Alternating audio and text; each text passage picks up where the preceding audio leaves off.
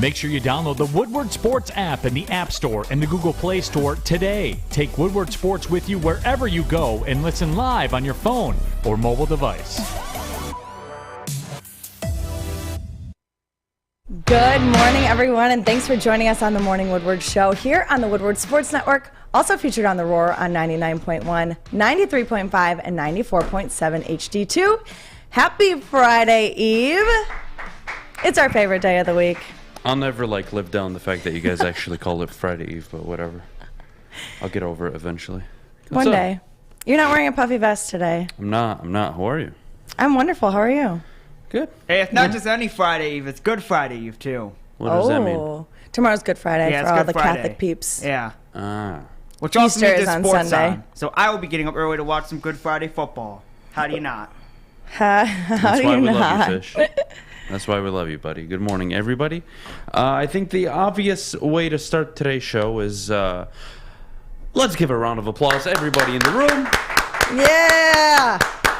Round of applause for all of Detroit, especially Detroit Lions fans. Congratulations one more time, guys. Let's give it up for Detroit Lions fans. Congratulations. Hey. You do not have to deal with the idea or the concept or the stress or the thought that your organization would be the biggest fuck-up in NFL history by taking a safety number 2 overall. Congratulations, everybody. Wow. I'm so happy for We you. did it! To everybody that didn't want Kyle Hamilton, congratulations. Brad Hold Holmes on, again.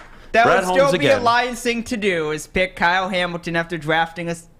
Fish, shut the hell up. Just shut the hell up. One more time, claps, please, everybody in the room. DeShon Elliot, welcome to Detroit, a Detroit Lion on a 1-year deal. Oh, it's a good day. It's a good day not to be a Kyle Hamilton fan, I gotta tell you. It's a great day. Oh, I considered smoking a joint on the show today. Oh. I really did. But I'm fasting and I can't. So it's very, very frustrating. You can't smoke either? Can't smoke, drink, nothing. He can't do So you anything. can't do cocaine? No, I can't even do coke. No. Wow. I know, right? Dang. Anyways, DeShon Elliot, welcome to Detroit. Secondary player, ex-Baltimore Raven. Injury history.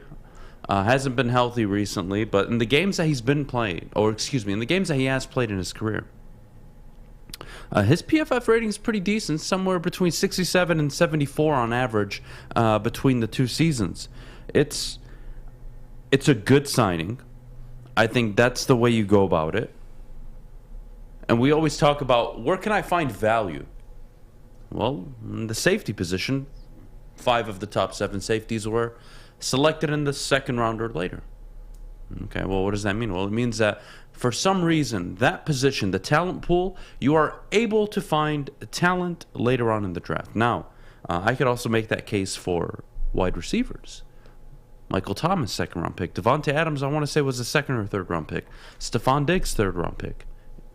It's possible. The point is,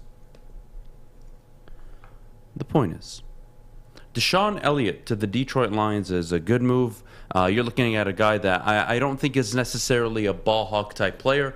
What we're looking at is somebody that I would say is going to go, he's going to fit along just fine in terms of stepping up into the box, making some plays, stopping the run occasionally, helping Detroit with their coverage in terms of underneath routes and stopping that. But again, I am just happy that I get to wake up on a Thursday morning and everybody that wanted Kyle Hamilton can just shut the hell up. Not only, and again, I have to keep saying this because I don't want it to come across as I don't like the player. Phenomenal prospect. You don't take him at number 2. You just don't. You just don't do that. Eric Berry is the highest safety ever taken in NFL history, number 5 overall, I believe tied with Sean Taylor. You don't do that. And even if he's Sean Taylor, okay? Sean Taylor wasn't Ed Reed, wasn't Troy Polamalu, and even if he is remotely that, that's the comp, that's the comparison we're going to go for. Multiple-time All-Pro Hall of Fame players, that's the grade we're giving a kid out of college. Let him just be Kyle Hamilton. Call it a day. You want to put Ed Reed conversation on him? Go ahead. But Jesus Christ, I have never woken up in a better mood with the Detroit Lions free agent signing. I mean, I don't have to go into the draft party stressing, well, maybe they do take out Hamilton, and maybe I might have to kill myself tonight. I don't have to die, so I'm not dying anytime soon. That's good, or at least because of the Lions. I don't have to swear a ton. You already did. They take out Hamilton. Like, I don't know. I'm feeling really good about this. Yeah, you know, guys, Benny Blades, I don't know why the hell that didn't even cross my mind, but thank you for that. Quandre Diggs was all about it on Twitter. Yeah, look, I think DeShon Elliott's a good fit. I really do. I think that's a guy that's going to play well alongside Tracy Walker.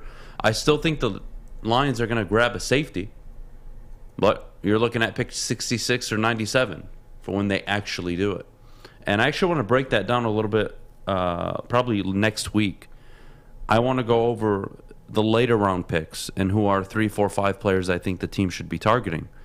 But again, back to the safety conversation. Boy, another 1-year deal.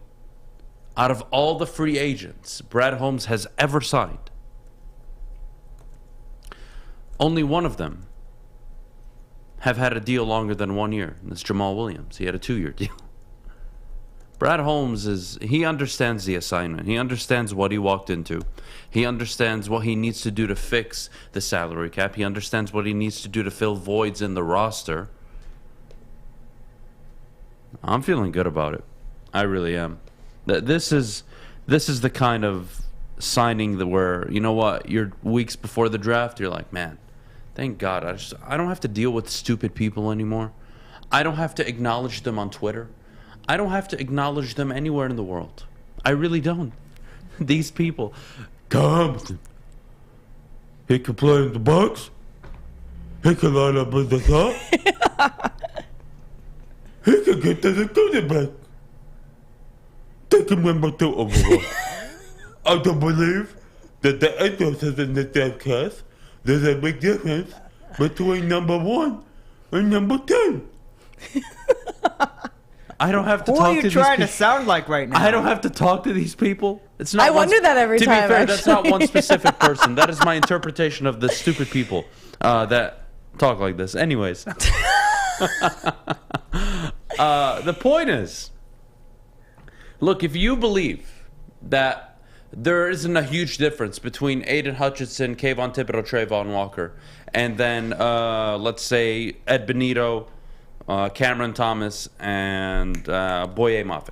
All right, fine. I can respect your opinion, whatever. But again, I'll keep asking the question. If you could trade the number 2 overall pick today for a 24-year-old on a rookie contract, full commitment, and you got him in the prime, I wouldn't say in his prime of his career, but entering the prime of their careers, meaning if you were to draft a player, what would you want? You would want a quarterback first and foremost. And if it wasn't a quarterback, well, then you'd want an edge rusher. And if it wasn't an edge rusher and you didn't need one, well, then you go for wide receiver. And if you didn't need a wide receiver, well, you'd probably go on the O-line. And if you didn't need an offensive lineman, well, now we can start talking about maybe possibly a secondary player or an interior lineman. It's just unbelievable. It's unbelievable. And again, if you're one of those Kyle Hamilton people, I can't help you. I really can't. I can respect that you think he's a good player. Congratulations, join the club. Everybody does. There is nobody worth their salt in the game that actually watches this football team, that covers it on a daily basis, that is actually sitting up there and saying, you know what? You know, I really think we go get that safety out of Notre Dame. That's the missing piece. You go find me that guy. I'll tell you, they don't exist. And if they do, they deserve to have their pass or their media credentials taken away from them. I posted this yesterday on Twitter. And I hope this offers some context into why the hell I'm so adamant about drafting cocaine. And I told you guys, you can have your own version of cocaine. Your cocaine could be Kyle Hamilton. Now, that may be some low-graded stuff, but hey, I can't tell you what to put up your nose. But I know I want the stuff that's just going to make me feel good. I told you, 3 days in a row now, I want the kind of cocaine. When I do it, I'm looking at Maddie, and she looks like John Travolta. That's the stuff I want. I'm not asking for much. And I posed a question yesterday. Why is it so hard to understand this? Maddie, the Detroit Lions sacks per game ranking in the NFL over the last 6 years, where they fell in terms of sacks per game in the NFL. Last year, 31st. 2020, 26th. 2019, 30th. 2018, they were 10th. 2017, 20th. 2016, 28th. Meaning, the Lions have a consistent theme working here. They can't get to the quarterback. They can't get to the quarterback. That is the problem. And again, you can talk to me about, Adam, the Lions need a franchise quarterback. I agree. Adam, the Lions need a top 10 wide receiver in the NFL. I agree. They need a lot of things. But God damn it, the Pittsburgh Steelers continued their non-losing record with Mike Tomlin because of TJ Watt. Not because of quarterback play, not because of Najee Harris, not because of Juju Smith or, God, what's his name?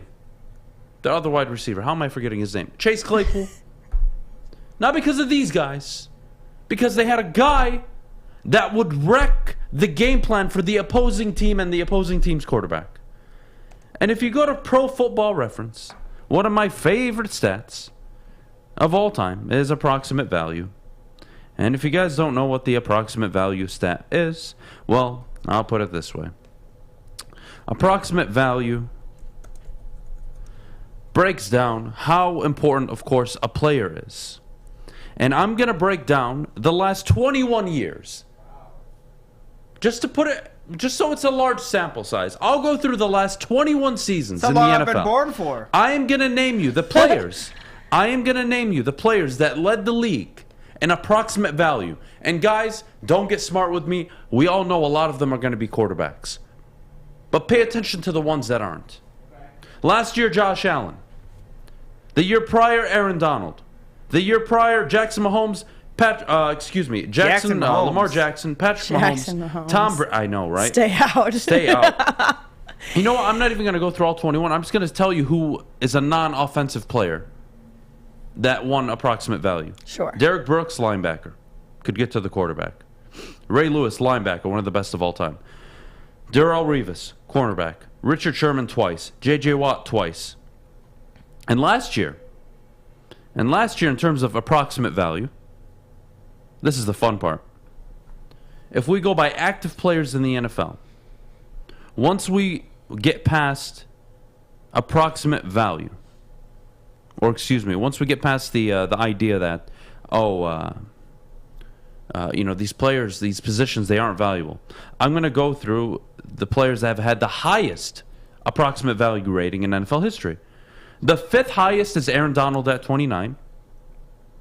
The 8th highest is Derek Brooks, tied along with Ray Lewis, tied along with Deion Sanders, Lawrence Taylor, J.J. Watt. See the common theme here? The point is,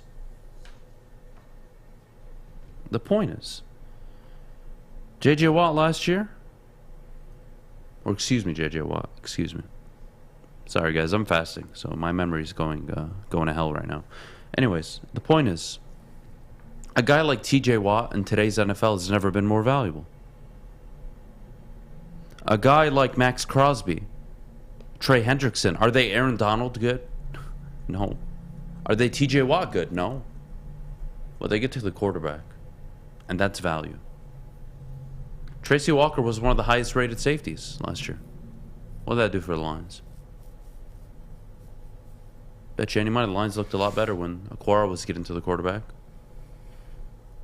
And I bet you any money I can put in an edge rusher on any football team. And if they're good, that team becomes better. Why were the Cincinnati Bengals in the Super Bowl? Joe Burrow and Jamar Chase? Yeah, that's a big part of it. I like to think that the Trey Hendrickson signing was a pretty big deal. But nonetheless, congratulations to DeShon Elliot on becoming a Detroit Lion. I think that's great news. Thank God I don't have to entertain Kyle Hamilton anymore. Maddie, could you tell everybody at home about Cintron? Yes, I can. Cintron World is an aspirational lifestyle beverage brand with a line of sparkling flavored energy beverages, premium bottled water, and revitalizer shots. Cintron is the official energy drink of the Detroit Red Wings and proud partners with the Detroit Pistons, exclusively served at Little Caesars Arena. Buy online at cintronworld.com with promo code RedWings10. Save 10% with shipping included. If you're looking for long-lasting energy with essential vitamins and great taste, Cintron is the right choice. Drink it, live it with Cintron. Hi, I'm Kay Cunningham. Working with Hall Financial to purchase my first home was easier than I could have ever imagined. They treated me like family from start to finish. Find out for yourself at callhallfirst.com.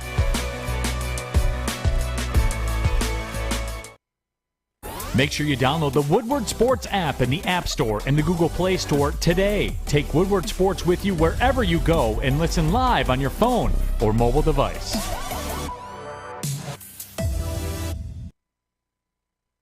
My goodness, it is never too early to think about what wings you're going to eat today. Wing Snob has fresh, juicy, hormone-free chicken, and they have the best traditional wings. Try out their signature sauces, Jamaican jerk or lemon pepper. Their wings are tossed to perfection in any sauce that you may choose. When the wings are this good, you're allowed to be a snob. Order online now at wingsnob.com. Wing Snob, we just have better wings. Wing Snob. Football and wings. Great Fish, combination. are you a wings guy?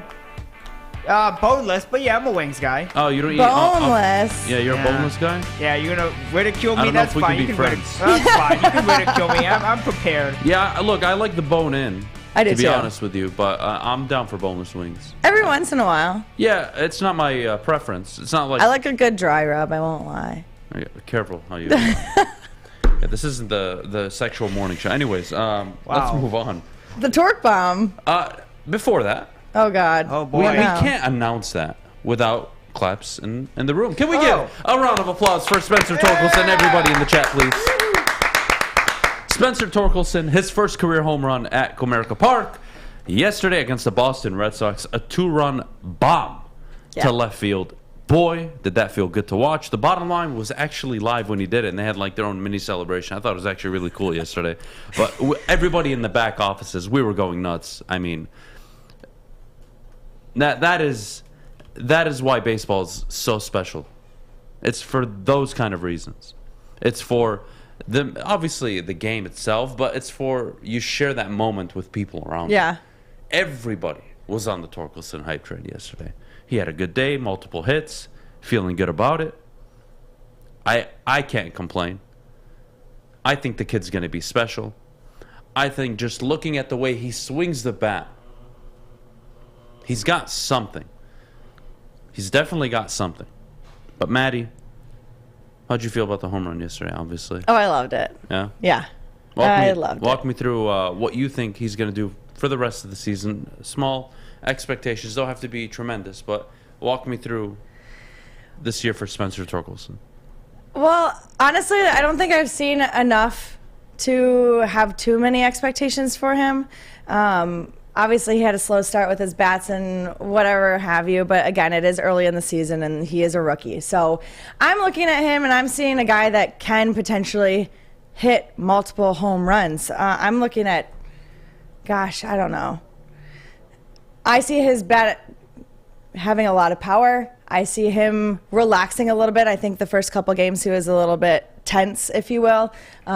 You see him now swinging the bat, which is at least good. So I'm excited for him. I see him doing big things. I don't think that he's going to be anything. He's not going to be a Miguel Cabrera. We're not looking at him like that, but I do see him being probably a top 6, top 5 hitter on our team for sure.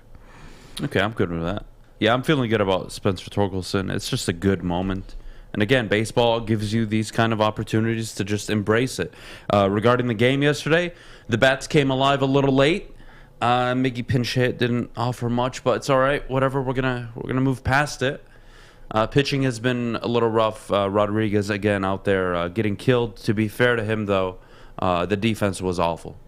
He gave up 7 runs, only 2 of which were earned. What do you do? What do you do? That's just a horrible day at the office for everybody in the infield and the outfield. It was a rough game to watch in the beginning. Again, they came alive late.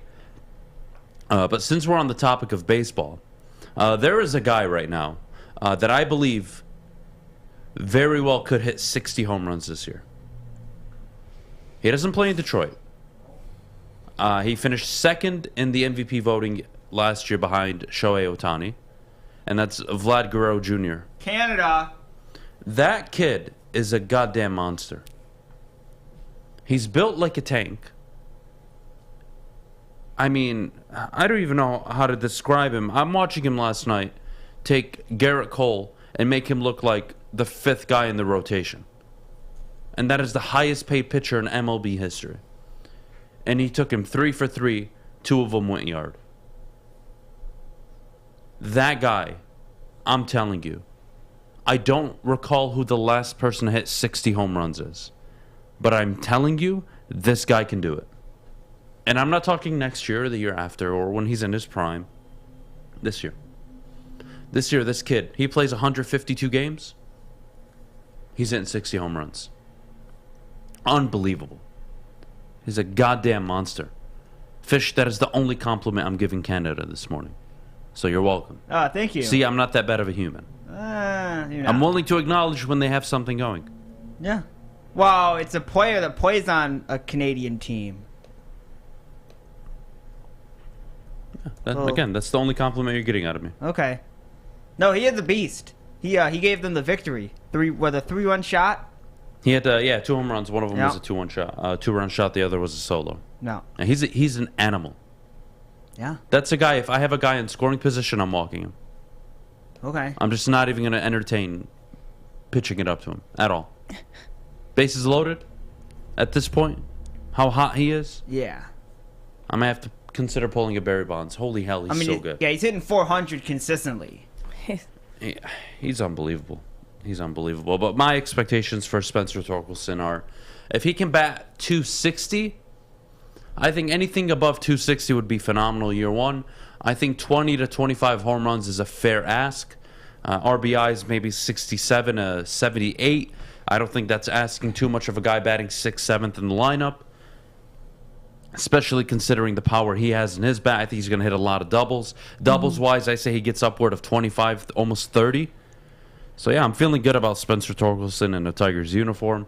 Good to see him get that monkey off of his back. Unfortunately, it was an empty stadium for the most part.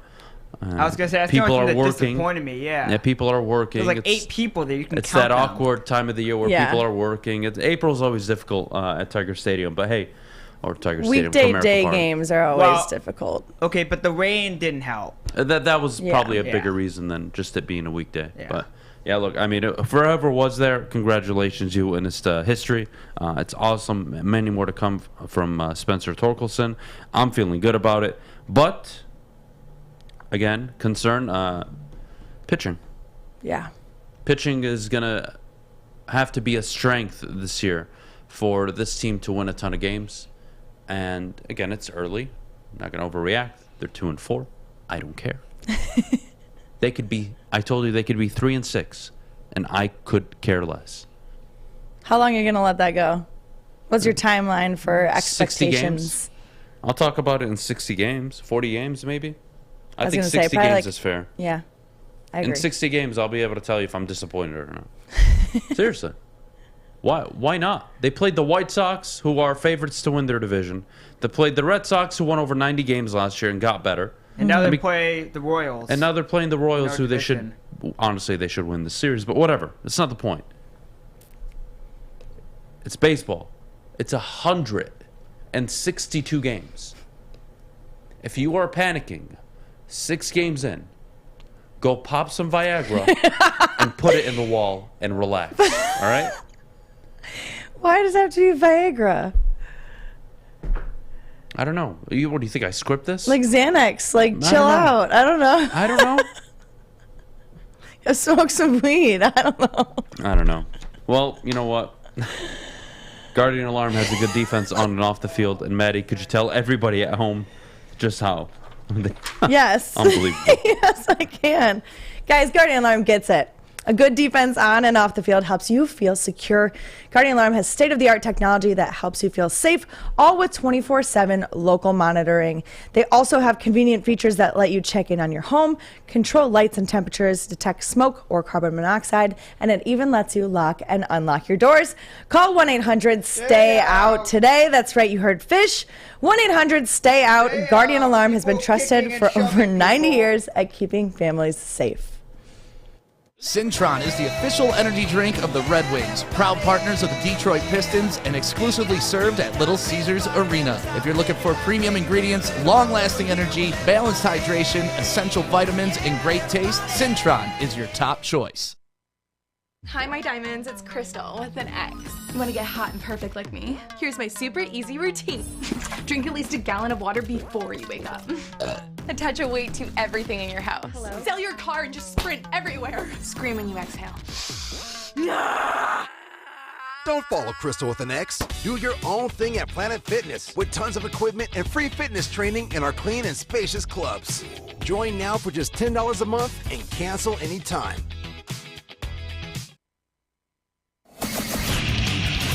Get a shot up. This is for the win. All of Detroit's sports teams live on Woodward. All of Detroit's sports coverage lives on Woodward Sports. Driving the best in Detroit sports coverage. Welcome back. Thanks for joining us on the Morning Woodward Show here on the Woodward Sports Network. Adam, should we show our friends? Yeah, go for it. This is all you. Your creation. So yesterday, it wasn't my creation. Well, I mean, you put it in the show, so Of what course am I I supposed did. to do about it? Yes. So yesterday, someone tweeted out saying that they hated Adam, and they made a nice graphic to go with it. Leslie, can you put it up, please? I thought this was the funniest thing in the whole world. I thought it was funny, too. I laughed.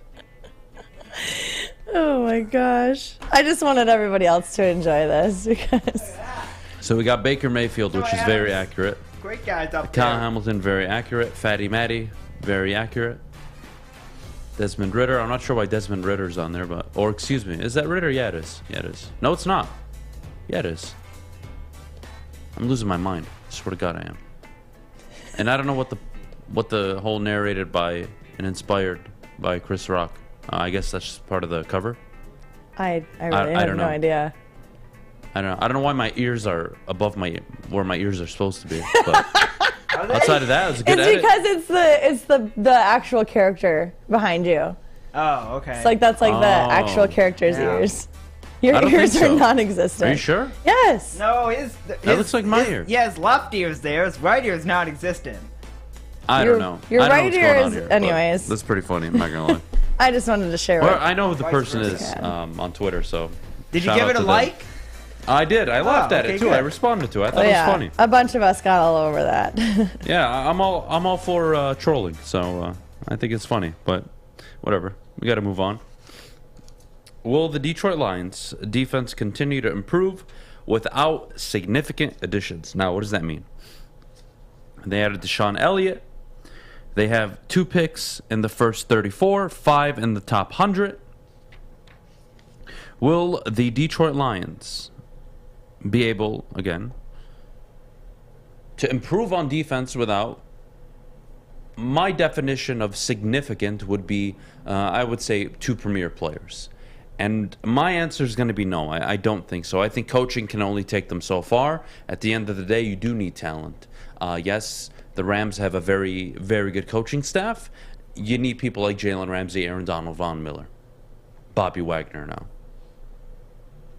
You need guys like that. You just do. Coaching can get you really far. But boy, coaching can take you anywhere in the world if you have real talent. And what does that talent look like? Well, it means you're taking an edge rusher at 2. It means you may even take one at 32. And you're likely still drafting a safety, but I would say at 66, 97, one of the two. I'm now looking at wide receiver at 32, or maybe I'm taking that pick and I'm trading up to get a wide receiver. Who knows? Or maybe I don't. Lions have a lot of options here. I'm feeling good about where it stands. Having said that, the defense needs a ton of help. You still need a linebacker. You still need multiple edge rushers. Don't tell me you're going to rely on people with injury history and that haven't really proven that they can take that next step. So you need edge rushers. You need linebackers. You're going to need eventually a premier corner. And then you're going to start feeling good. Interior linemen, you took 2 last year. They played, showed signs, but nothing proven yet. So again, I think there's a ton of room for improvement in the secondary. I think there's a ton of room for improvement in the interior line in terms of development for some of these young players. They're going to need talent. And the only way to address talent is free agency and the draft. They got Chris Board. They just got DeShon Elliot. Like it. Good. Like the depth. Like the signings. Yeah, you're going to need a Kayvon Thibodeau. You're going to need a linebacker like a Leo Chenal, Devin Lloyd, possibly Chad Muma. You're going to need players like this. Why? Talent can only get you so far without good coaching. And good coaching can only get you so far without talent. Look at Bill Belichick. He's the prime example. Talent, Super Bowl. No talent, 8-9 wins. Jim Caldwell. All the talent in the world, 11-5. Nothing. No talent, 9-7. No, I wouldn't say no talent, but, declining talent, 9-7. Okay. Sean McVay gets to a Super Bowl. Quarterback's not good enough. He loses it. Okay.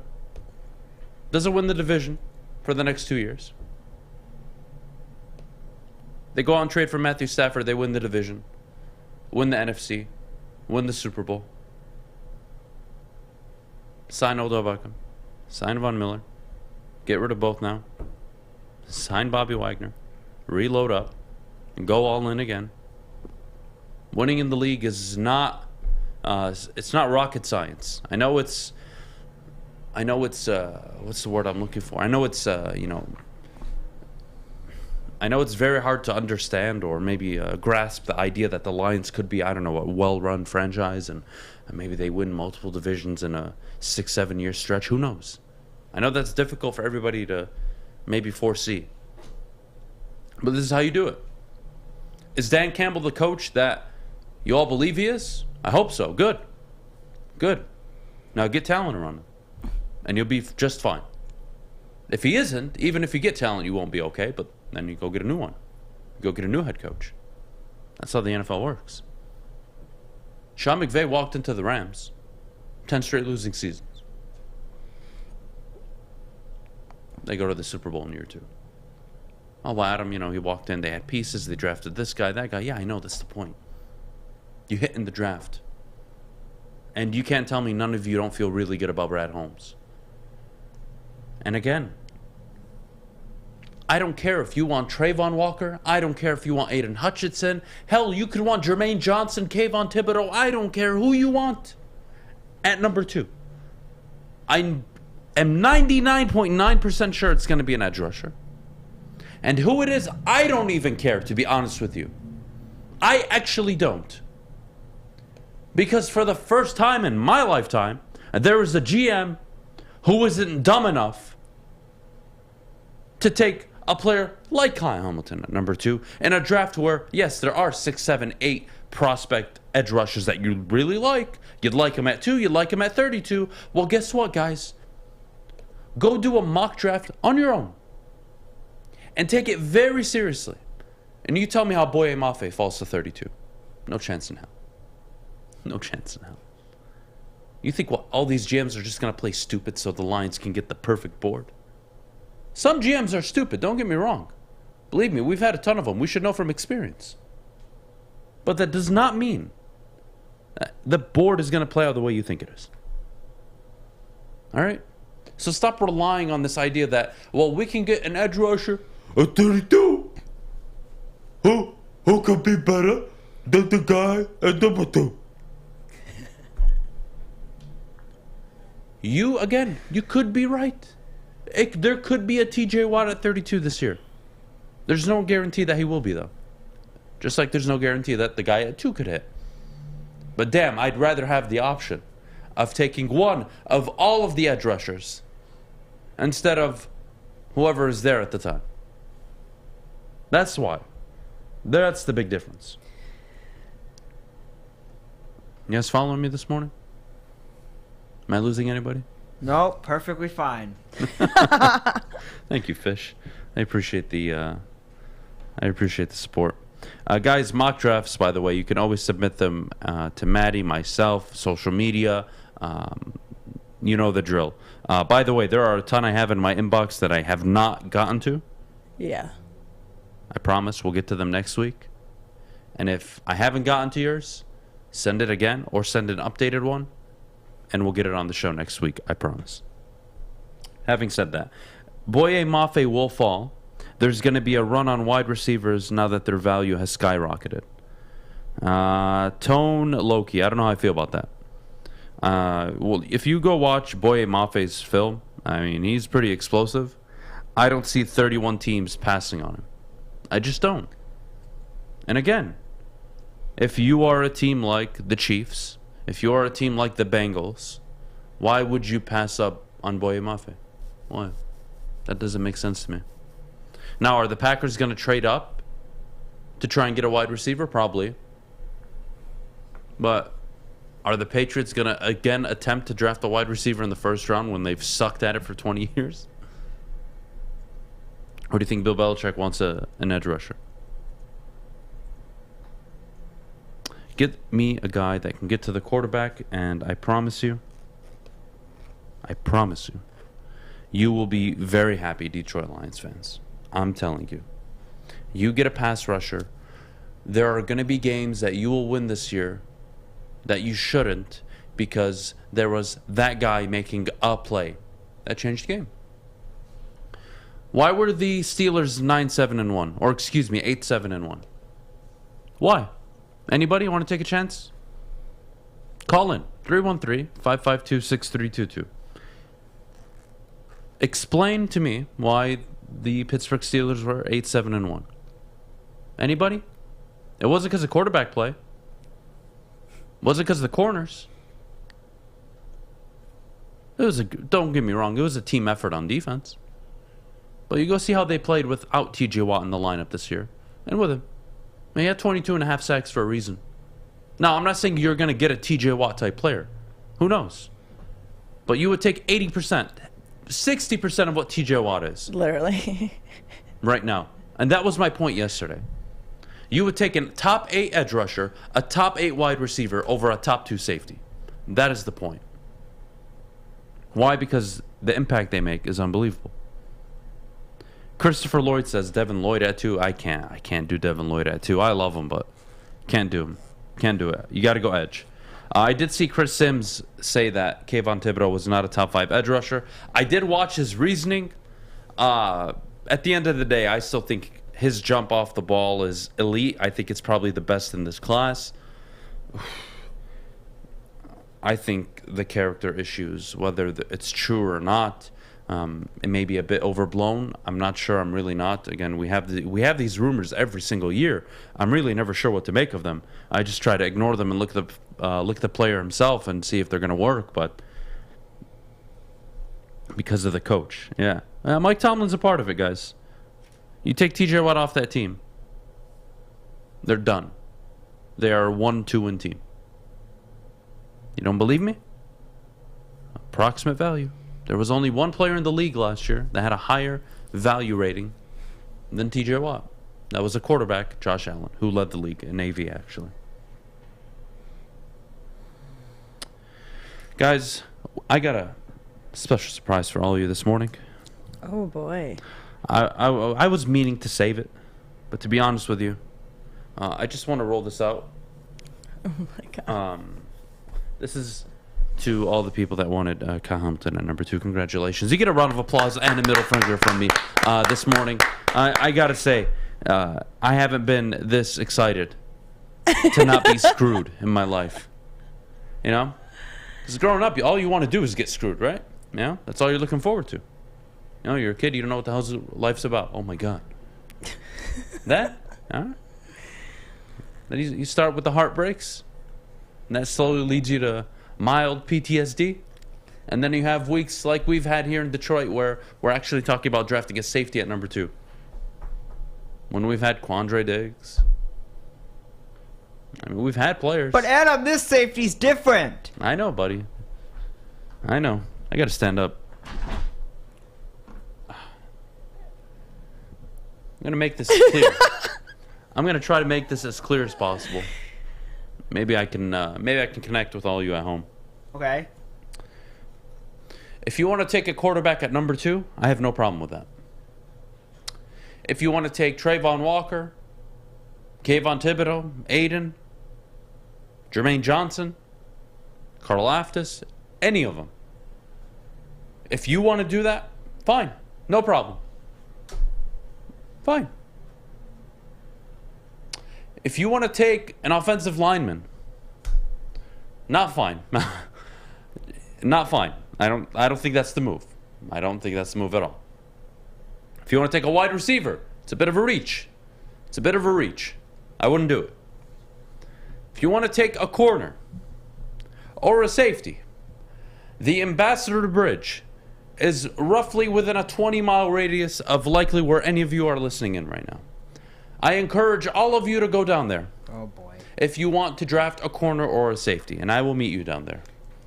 And what will happen next, I'm sure you can figure out. I just won't say because I don't feel like getting arrested today. Fair? Good. I'm glad we could address that. Having said that, Justin Spiro, good friend of the show. Not good friend of the show, excuse me. Very good friend of the show. Host of Spiro Avenue and Off the Curb will be joining us in a few minutes to talk some Detroit Lions. Maybe we can fit in some K talk. Maybe some Michigan State talk. I know Maddie's a Michigan State girl. He's a State fan, too. Oh, yeah, big State fan. By the way, we'll get to it when he's on. It's not important. We'll just get me to break, please, God. But before we do, I got to tell you guys about Gypsy Vodka, the smoothest and best tasting vodka on the market. It's Michigan's vodka. It's gluten-free, and it's locally owned and operated up in Petoskey, Michigan. Check them out, guys, at gypsyvodka.com. Follow them on social media. And as always, when you ask for the bottle by the name of Gypsy, make sure you drink it responsibly. Fellas, let's be honest. We like things to be easy. We like simple stuff, like sports 7 days a week. We like things uncomplicated, like Lady Jane's Haircuts for Men. Open 10 to 8, 7 days a week. Walk in anytime. Sign in, sit down, watch your favorite team play, and before you know it, your hair will be game ready. Open 10 to 8, 7 days a week. Walk in anytime. Lady Jane's Haircuts for Men. It's wicked awesome. At Wingsnob, staying humble's not our forte. We just have better wings. We're back at it again with our crispy golden brown fries and our famous boneless wings. Juicy, tender, hormone-free chicken. Your favorite signature sauces with no bone. Just when you thought Wingsnob couldn't get any better. Order online at wingsnob.com today. Wingsnob. We just have better wings. Putting on a show here, and that's how you answer. We love our sports. We just wish they'd love us back. Detroit sports for Detroit sports fans. Woodward Sports. Welcome back. Thanks for joining us on the Morning Woodward Show here on the Woodward Sports Network.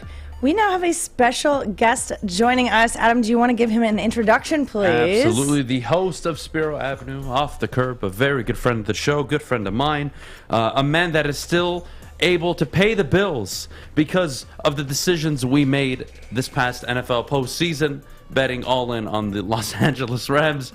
Good morning, Justin. Good morning. It's good to be back. How you guys doing today? Good, man. Good, man. Love the setup.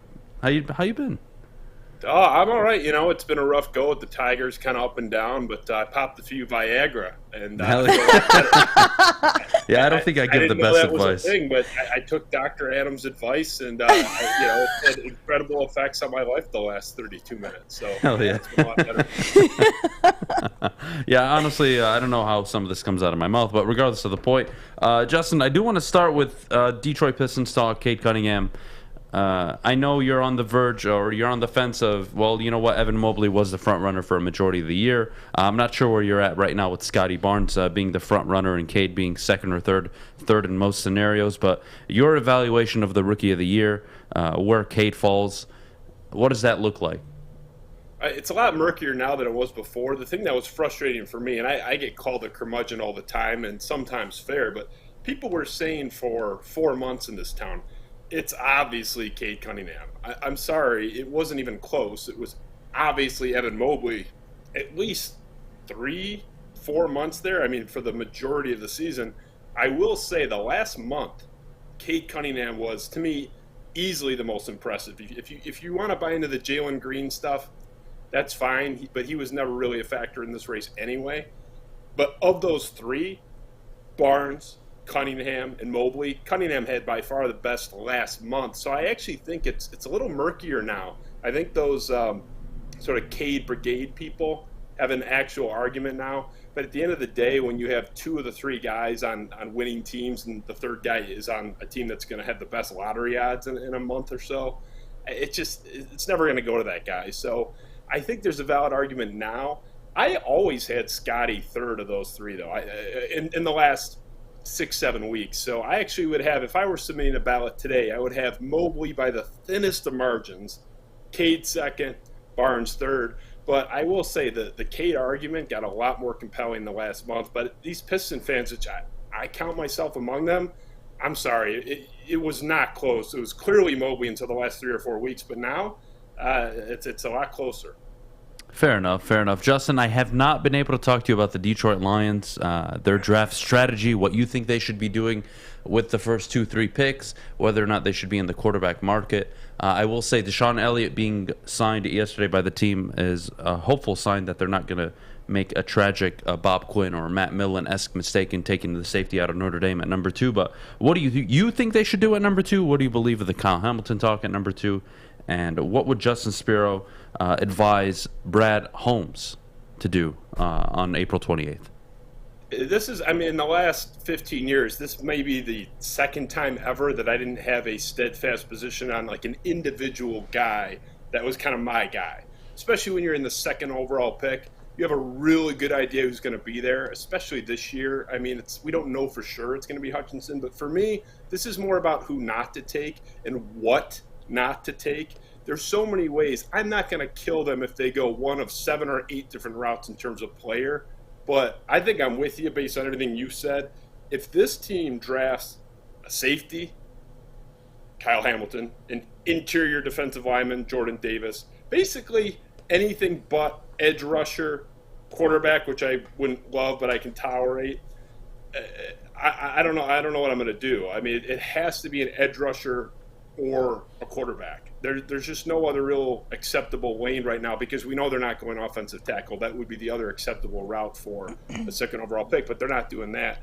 So if they come out of this with Sauce Gardner, which was Mel Kiper's latest projection, or Kyle Hamilton, who was the favorite of Mel Kiper for like a month for the Lions, I will be in the streets rioting. You said that you don't want to get arrested. That's what you said right before I came on. I actually will be in the silver bracelets getting marched down Woodward into the Birmingham Police Department. Because that'll be the ultimate litmus test. So there's a lot of ways they can go this year where I'll be cool with it.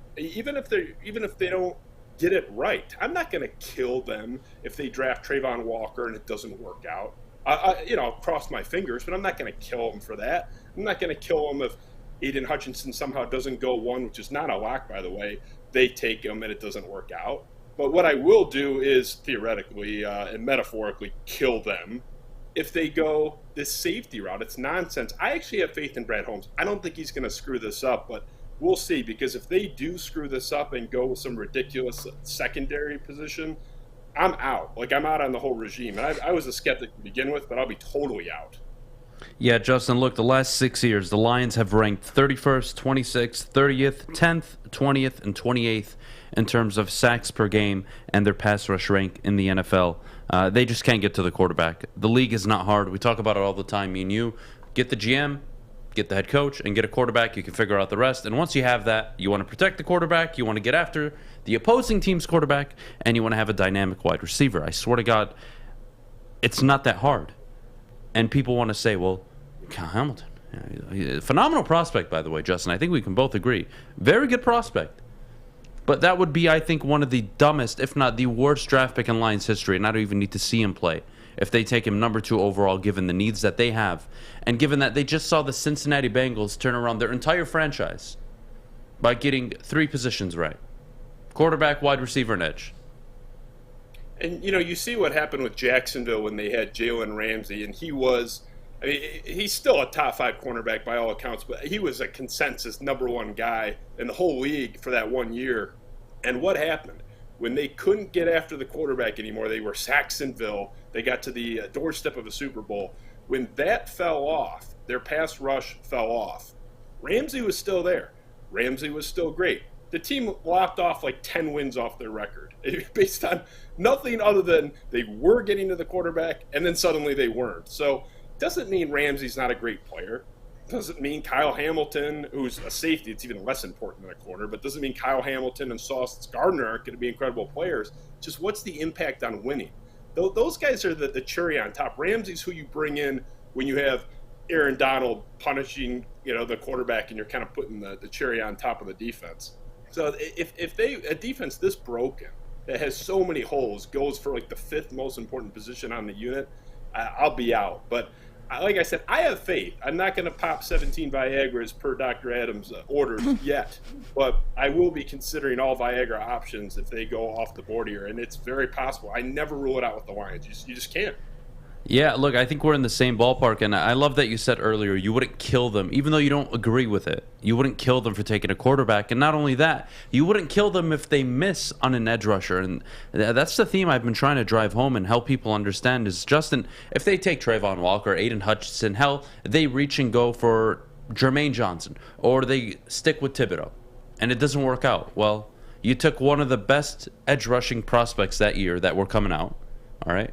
I'm not going to kill you for it. It is one of the most important positions in football. And if you take a quarterback, I don't think it's part of the timeline that they have right now, but okay, I can live with it. But I think they have so many needs on defense, Justin. This defense is only going to grow so much based on the coaching that they have. They need talent, and they're missing talent. So that's going to lead to my next question for you. What are you doing at the end of the first round? Are you looking to trade out of it? Are you looking to move up and maybe get a wide receiver? Are you thinking defense with the first 3-4 picks? What is your ideal draft strategy for the Detroit Lions?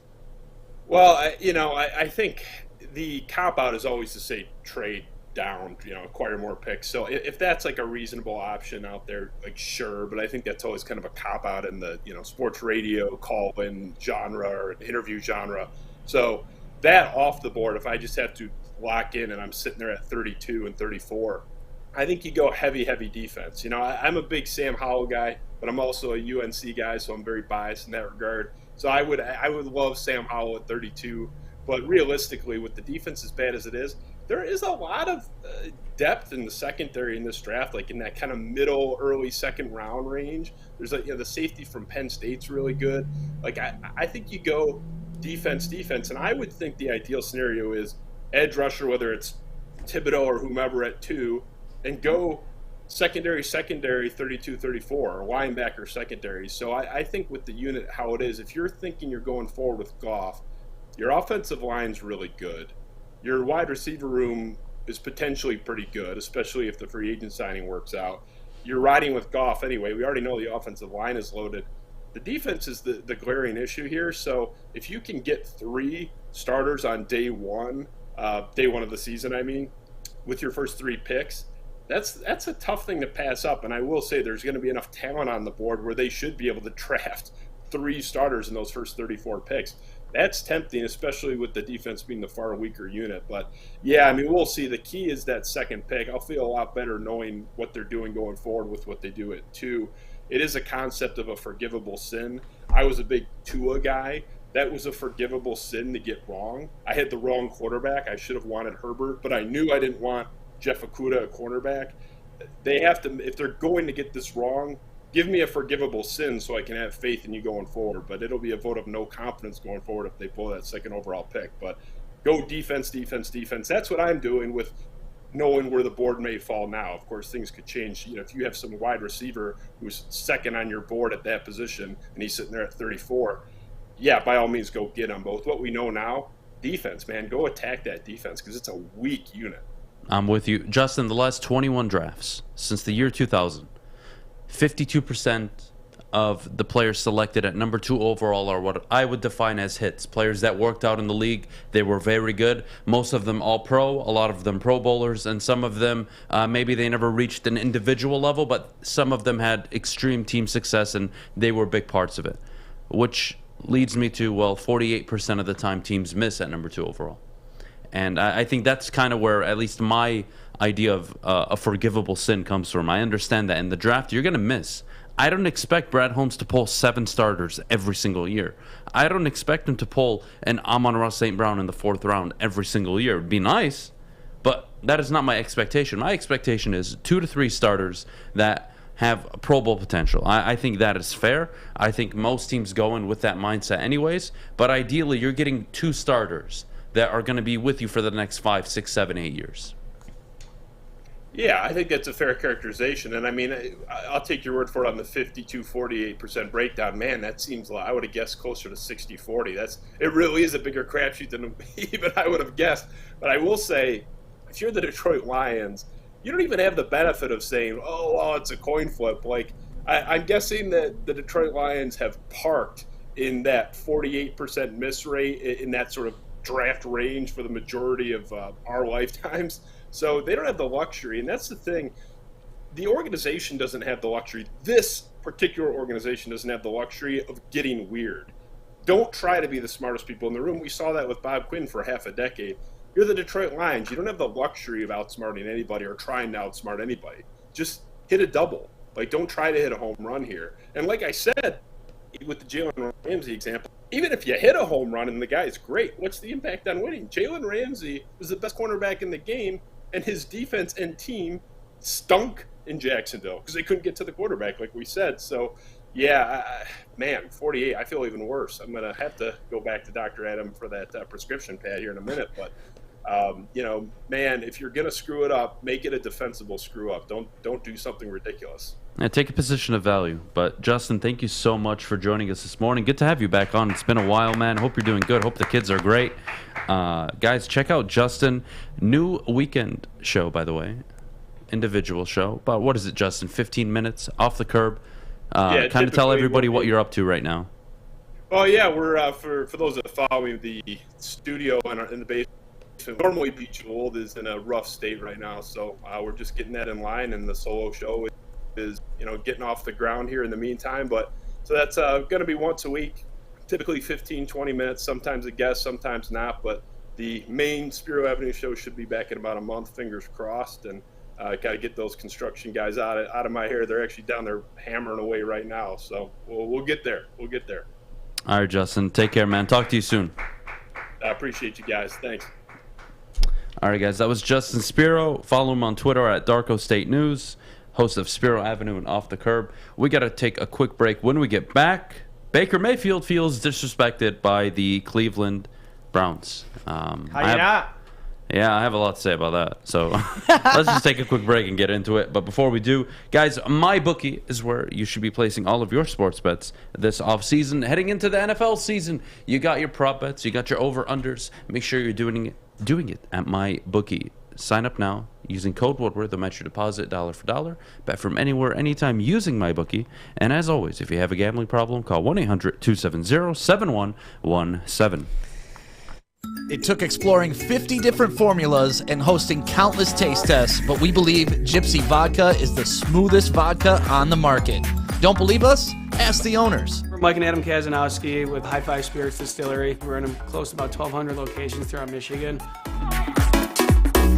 We wanted to create a brand that was geared more towards freedom, love, adventure, and at the end of the day, we really wanted to tell a story that inspired other people to take risks, follow their dreams, whatever that might be. The official sticker partner of Woodward Sports. When it comes to stickers and signage, think Sticker Genius. We support this local Detroit business, and we are excited to show you our latest project, the Planet Fitness Studio from Sticker Genius. If you need custom stickers, wall graphics, window graphics, and plenty more, reach out to our friends at Sticker Genius. We at Woodward Sports couldn't be any happier with the service they provided us. They were quick, easy to deal with, and super professional. Head to stickergenius.com today. Get a shot up. This is for the win. All of Detroit's sports teams live on Woodward. All of Detroit's sports coverage lives on Woodward Sports. Driving the best in Detroit sports coverage. Well, you only have 10 days left to take advantage of the Seafood Festival at Big Boy. The Seafood Fest is back, and it includes a Friday night seafood buffet. Catch it while you can. They've got fish and chips, fish fry, popcorn shrimp, and pike perch. And let's not forget, they've got a new fish sandwich as well. So make sure you head over to Big Boy. It's available until April 24th at all participating locations. Oh, Baker Mayfield, America's favorite quarterback. Mr. sweetheart. 29-30 career record, Mr. 92 touchdowns and 56 interceptions in 4 seasons, Mr. I throw an interception 3% of the time I throw a football. Can I say something before you start? Doesn't Baker Mayfield have the right, even though he's not the best quarterback, or he's not very good, doesn't he have the right to feel disrespected? No. No? I'm going to tell you why. You All ready? right, go for it. All right. I'll tell you what. When for 3 seasons you've had a top 5 offensive line, a top 5 running back combination, Odell Beckham, Jarvis Landry. By the way, when Odell Beckham left you, he looked like the Odell Beckham we all remember him as in a New York Giants uniform. Yeah, you don't get to say anything, Baker. You don't get to, I feel disrespected. Okay, but they said he was the #1 quarterback going into this season, and then they just say, oh, sorry, we found a new one, Deshaun Watson. They just brought him in. Yeah. That happens all the time. See, Fish, you have to understand there's levels in life, all right? Okay. There's people like Deshaun Watson now. He may be a piece of, you know what, or his scumbag. I don't know. I can't say that. I don't know for a fact, but regardless of the point, I don't care how you feel about him. He's a damn good quarterback. All right? And then there's a lot of people in between. And then there's a pile of manure. And then there's people like Baker Mayfield who have the talent to play in the league. They can be average in the league. You can win some games with them. But his ego, his personality, his inability to be a team-first guy is why he'll never succeed in the NFL and why he'll never be a franchise quarterback. This is a guy that has had every opportunity to succeed. Year 1 with Kevin Stefanski. Here, let me just break this down for you. So, you know, Baker Mayfield, he comes in. It was Hugh Jackson, and then it was Freddie Kitchens. Mr. Hillbilly Tonka Trunk, whatever. In those 2 years, he had 49 touchdowns and 35 interceptions. Not the best. Year 1 of Kevin Stefanski with Kareem Hunt, Nick Chubb, Odell Beckham, Jarvis Landry, David Njoku. I can go on and on and on with a good defense and a very good offensive line. 26 touchdowns and 8 interceptions. Oh, but he threw the ball 70 less times than the year prior, 62% completion rate, and only 3,500 yards passing. Meaning he was asked to do play action, dink and dunk routes all day because they knew they could win with their run game. But that doesn't take you to that next level. The year following, yes, he gets injured. Yes, he plays with a bad shoulder. 3,000 yards, 60% completion percentage, 17 touchdowns, 13 interceptions. Save me the BS, please. And there's a key stat that I don't think is talked about enough with Baker Mayfield. His rookie year, he threw for 171 first downs. Now, what does that mean? That means he's a guy that's lining up and, you know, making throws that, you know, move the chains. And they were 6-7. Year 2, they were 6-10, and he threw for 179. All right, so about 180 is your ballpark to win 6-7 games. Okay. He throws 188, they win 11. I wonder why. It hasn't gone up much. Oh, the team's really good. Ryan Tannehill can get the #1 seed. Baker Mayfield can be a starting quarterback in the NFL. Not for my football team. He seems to think he's going to Seattle. Let him go to Seattle. He'll be out of the league soon, and he needs to start accepting that he's a backup quarterback on most teams. That's the reality for Baker Mayfield. And I want to know why, Fish, you feel like he's disrespected. Mr. Ohio man, defend him. Well, I'm not defending how good he is because he's not very good, but I'm just saying that the way that he got just thrown out of Cleveland after they said a lot of times that he's the number one guy, and they picked up Deshaun Watson after saying they weren't going to pick up Deshaun Watson. That's all. I get that it happens a lot in the league, but when you say you're not going to pick someone up several times and that you're the number one, and then you backflip and pick him up, he has that's right kind to of feel the name of the disrespected. game. That is the name of the game, but it. Okay, Fish, I'm going to ask very direct questions. I'd like everybody to answer. Okay. Do you believe Baker Mayfield can get you to the Super Bowl? No. No, but he did get him to a playoff game. You got to remember that. They won a playoff game. They did. Yeah. Okay. Well, I'm just saying he got them to the playoffs. Yeah, one time. Yeah. Okay. And they won it, to be fair. Yeah, they did. And the defense got 4 interceptions on Ben Roethlisberger in the first half. Well, yeah, I'm not saying it's him that got them the win, but he did get them to the playoffs. I understand. I know. But we have to understand that game-managing quarterbacks are a breed that you can win with. Detroit should know they have one right now in Jared Goff. But there is a ceiling. And if you want to rely on possibly lucking into, because it requires a lot of luck and timing and the right situation and plays to go your way, then maybe, just maybe, you can win a Super Bowl like Joe Flacco and the Ravens. Maybe, just maybe, you can win a Super Bowl like Brad Johnson and the Bucks. Maybe, just maybe, Trent Dilfer and the Ravens, you can win a Super Bowl. Maybe, just maybe, Nick Foles at the right time, insert the starting quarterback after not even playing all year, and they run RPO at a level no one has seen it ran, and they win the Super Bowl. If that's what you want to rely on, be my guest. But at the end of the day, the expectation from a fan base, in my opinion... Can you move my camera, by the way? It's throwing me off. Dude, please. I'm sorry. This thing to this side. Yeah, please. Thank you. Sorry. Sorry. Why are you telling him what to do? Because it's throwing me off. It's really annoying. Anyways. I lost my train of thought. I think you're throwing yourself off. I'm not. Fasting's getting to you. Regardless of the point. Back to Baker Mayfield. You can win with game managing quarterbacks. Dan Campbell said it. You can win with normal guys, but you can't win without elite guys. You can't. You just can't do it on a consistent level. And if, again, Detroit, you want to win one division in 10 years and win 2 playoff games in 10 years, go for it. Go for it. Do Green Bay Packers fans have the right to be frustrated and angry? Yeah. Yes. They underachieved a lot of those years because they had that guy and those teams. But boy, they were getting to 3 straight NFC title games. They were winning playoff games every year. They were winning their division 7 out of the last 10 years. Yeah. But so what happens when you have the guy? Yes, but I don't think the conversation is so much was he a good quarterback, it's why he feels disrespected by the organization. Yeah. What'd they do to disrespect him, though? They I lied just want to know. him. Yeah.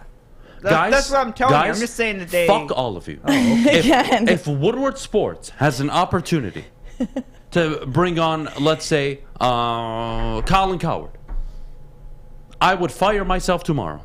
Today, I would fire myself. And I would understand its business. Shut the hell up. But again... Disrespected. But it's they how... Go take your feelings and shove it in a State Farm commercial. Again, I agree with what you're saying, but for them to be like, oh, we're not going to do this, we're not going to... Nobody knew that Deshaun Watson was going to be available, to be fair. If you're telling me I could drive a Ford F-150, fully loaded, or I could drive a Subaru, I don't know. I'm taking the truck. I'm taking the truck. I could have promised you that I was going to buy the Subaru, but little did I know that the truck was available. If I knew it was available, I wouldn't have even talked to you. But they told him that they weren't even going to look into him. Yeah. Like, that's the point. We're just saying that it's... And again, it's like... Fine. You can be upset about it. Yeah. maybe not the best way to handle the situation. You have not earned the respect. I'll give you an example you brought up. If Woodward Sports came up to you several times and said, we're not looking at Cowan Coward, we're not looking at Cowan Coward, and they just say, by the way, we're going to get Cowan Coward, wouldn't you feel slightly disrespected? No. Because they told you several times your job is safe, because I'm self-aware enough to know not. I'm not at the level of someone like Colin Coward, and Baker Mayfield should have some self-awareness to Jeff understand. is going off on you. Jeff, shut the hell up. You should have enough self-awareness to realize, you know what? All right, that's a pretty scumbag move, but I'm not going to handle it publicly. What I am going to do, when they make that announcement, is I'm going to go up to the organization and say, hey, look, I'd like to find a move that's best for all of us. I'd like to go somewhere that's good for me. Could you guys please look into, allow me actually to look into teams that would possibly be But that's interested in me. Baker. He's public about everything. He makes everyone's problem his problem. Or he makes his problem everybody else's If he would have just shut the hell up, I promise you he's traded already, and he's happy in a situation. But you know what he does? Oh, I feel disrespected by the organization. I was a good quarterback. Well, I'm better than what. By the way, since you brought it up, someone in the comments said that's your Scooby-Doo voice. Is it Scooby-Doo? I don't know. I didn't watch much Scooby-Doo growing up. I watched Scooby-Doo. Anyways, the point. No. Back to the point. Baker Mayfield. If you just shut the hell up, and you go handle it privately, and you handle it with grace and class, even if you feel disrespected, like Matthew Stafford should have felt disrespected for 12 years, being surrounded by Jim Bob freaking Cooter, Jim Caldwell, Jim Schwartz, and Matt Fatty Patricia, and Bob Quidd and Martin Mayhew. Yeah. He went about it and said, hey guys, look, you guys are going into a rebuild, obviously. I'd like to go somewhere that's good for me. Okay, fine, Matt. They went and made the deal. Sure. Baker, go to the organization, say, hey, look, I've been here for 4 years. I got us a playoff win. You guys are heading in the right direction. You went and upgraded at quarterback. I can respect that. But I'd like to go somewhere that's good for me. That's how you handle business. But then the Browns could have handled their business the same way as well. How? They could have just not said anything. Like, why did they have to tell him, oh, no, we're not looking at this player? Why don't you just would they shut tell up? him? Why would they? It's not his fucking business. Exactly. So why would they tell him that they weren't looking It's at not him? his business. Because he's probably an annoying little rat. Guys, are you looking into Deshaun Watson? Are you looking into him? Oh, my God, I'm reading the reports that you're interested. I think that's me. Unbelievable. I definitely said to me in that. Fish thinks that's his voice that you're doing right Guys, there. I have no allegiance to Baker Mayfield. If it was Tom Brady or one of these elite quarterbacks, hell, even Kyler Murray, I would give him a courtesy call and say, hey, look, I just want you to know we aren't actively pursuing Deshaun Watson. That's probably what he But got. you should know that if he does become available, it is something the organization plans on doing. Yeah. But you would never tell him that, though. No. Because you don't need to. You don't have to. Bitch, you work for me. Everybody Bitch, I pay you. Yeah. Bitch, shut the hell up. Yeah. Baker Mayfield feels disrespected. Jesus Christ. Go cry me a river, Baker. Fish, when You guys told me that you were gonna replace me. Shut the hell up, bitch. Can't even throw for 4,000 yards in the most pass-friendly league. Oh my gosh. Get the hell out of here. When I sent him this article yesterday, he responded, I'm offended that he's offended. I am offended that he's offended. That's some BS. I'm not defending. I'm just saying why he feels disrespected. That's why. And I'm telling he you feels why he disrespected. shouldn't be and why he's a bitch. Yeah. Anyways. Well, he probably is, but.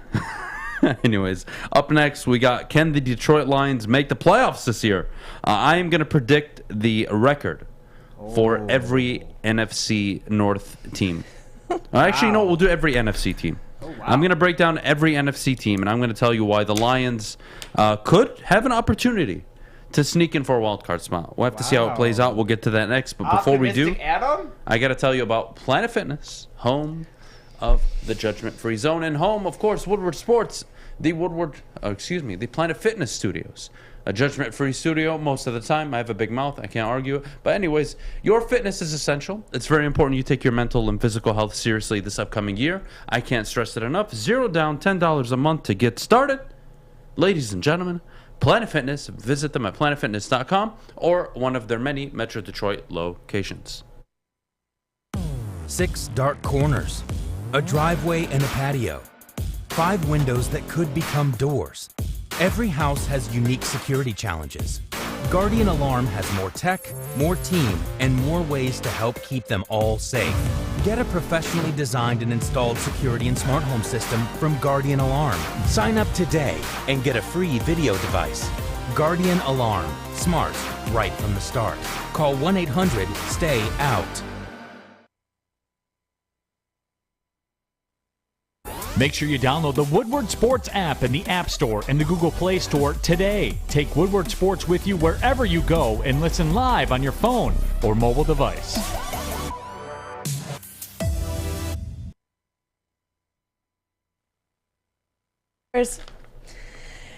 Guys, you gotta go get your tan on this weekend at Chili Peppers Tanning. That's where you'll find the cleanest salons in the D. They've got spotless sanitized rooms and trained certified tanning professionals. Of course, make sure you're joining that Pepper Club for the best deals on unlimited tanning. They'll even beat competitors by $5. Don't forget to pick up designer skin, Australian Gold, Caltan, and Swedish Beauty lotions. Chili Peppers Tanning, it's where you'll find the hottest bulbs, the hottest deals, and the darkest tans. All right. What does the NFC picture look like this year for the Detroit Lions to try and sneak their way into possibly a wild card spot? Their over-under is set at 6.5 wins. Or excuse me, is it at 6 or 6.5, Fish? I believe it's 6.5. Some sites have it at 6, but regardless, we're going to start in alphabetical order, all right? We'll start with the Atlanta Falcons. That's a 4-13 football team this year. They're going to be picking in the top 5. Next, we'll go to the Carolina Panthers. I think they will hit their under at 6 games. They'll be a 5-12 football team. The Chicago Bears, their over-under is set at 7 games. That's way too high. Bet the hell out of that under. I think this is a 5-12 football team. Their most games they can probably win is 6. It depends how good Justin Fields is, and right now we don't know that. The NFC East, we have Dallas. Obviously, division champions last season, 12-5. I think they take a step back this year. This is a 10-7 football team. I believe their division will be better. I believe Brian Daboll will surprise some people. And I also believe that Carson Wentz in Washington will win some games that Dallas probably shouldn't lose, but they will lose eventually. Mike McCarthy is also their head coach, so I have zero faith and confidence. Anyways, the Detroit Lions, the next team on the list. Their over-under is set at 6. I think this is a 6-8, possibly 9-win football team. But I'm going to go on the lower end. I'm going to say this is a 7-10 football team this year. I think 7-10 is the record this year for the Detroit Lions. Jared Goff will be serviceable. There's just a lot of holes talent-wise. And the only way I see them winning 8-9 games is their coaching actually turns out to be phenomenal. Wow, tongue twister, phenomenal. I don't know, it's so hard for me to say. Anyways, I think this team minimum is a 6-win team. I think they can get up towards 7, 8, 9.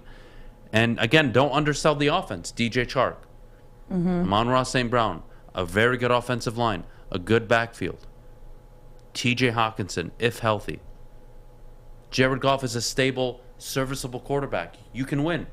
Can Dan Campbell coach? Is Ben Johnson the kid that I wanted to be promoted so badly? Everything I said he is. You'll be able to win a lot of games. If you would have scored 20 points or more, I believe on 6 different occasions, you would have won the games last year. Your defense will be okay. But I should be pretty decent this year. And if you get an edge rusher, you're going to be even better. Give me the Lions on the over. I think they'll win more than 6 games easily. But again, this is where things will get tricky. The Packers last year, a 13-4 football team. I think their over/under is set at 11 wins. I'm going to go for a push here. I think they're an 11-6 football team. So I don't think they're winning their division. I don't think the Lions are going to win the division. But the Green Bay Packers, you know what? I'm going to go under for now until I see what they do in the draft. So their over/under is at 11 wins. I'm going to say they're a 9-8, 10-7 football team. Next up, the Los Angeles Rams. They're set at 10.5. I'm going to go over easily. I don't have to worry about teams like that. The Minnesota Vikings are set at 9. And I think the Vikings are winning the division this year. I do too. That is my pick. And I'm going to say they're an 11-6 football, 11-6 football team. Give me the Minnesota Vikings to win the NFC North. The New Orleans Saints over/under set at 8. I think they're well under. I think this is a 3-14 football team. They're going to be in a bad spot this year. The New York Giants set at 7 wins. I think they push and they get exactly at 7. The Eagles 8.5. I think they take a step back this year. I don't see them improving significantly, but again, I have to see what they do in the draft. They have 2 first-round picks. Let's see what they get. But right now it's set at 8.5. I'm going to take the under. The Niners set at 10 wins. I think the Niners can go over, but I think push is the safe bet. 10-7, I'll take it. So right now you have 2 playoff teams that are on the wild card looking in. Right now you got the Niners and you got the Packers. I think the Lions could be one of those teams that are in that 7th spot. I think the 7th seed in the NFC this year is an 8-win football team. 8-9, 7-10 possibly. I really believe that. The Buccaneers, I'll take the over. Obviously, they're going to win their division. The Commanders, depending on what they do, that's a team 8-9, 9-8 this year that could sneak into the 7th seed. I think the 7th seed this year will be an 8-win football team. And when I tell you that the Lions are between 6 and 9 wins, they'll be in contention. If they suck, I would be surprised. You have no reason to suck unless your coaching is butthole. That's the only way. Unless your coaching is balls. Absolute smelly balls. There's no reason you can't win 6, 7, 8 football games this year. You have a very talented offense. Don't tell me it's not talented. A top 7 offensive line. A deep backfield. A very good tight end. DJ Chark, Amon-Ra St. Brown, and a serviceable quarterback. Don't tell me the offense can't make it work. Don't tell me Ben Johnson and Dan Campbell can't make it work with that offense. If they can't, you look at them. I don't want to hear excuses. Defense, Aaron Glenn did a hell of a job last year, considering they were bottom of the league everywhere. But they were in football games. They made key 3rd down stops. They had turnovers. Love it. Good. You're going to get corners back this year healthy. You're going to draft an edge rusher ideally. You just upgraded at safety. You ideally draft another safety, to be honest with you, because you can't rely on them to stay healthy anyways. This team should be a 6 to 8 win football team. And I'm going to say 7 wins. But damn it, I think 8. I do think 8 wins can get you the number 7 seed in the NFC this year. Just my 2 cents. I want to know what all of you think in the chat. Yeah, I can do predictions even if the offseason hasn't played out. Shut the hell up, Pistons fan. I love you. Do whatever I want. I can do it before the draft and I can do it after the draft. That's the whole point of it. It'll change. And it will always change. And that's a good thing.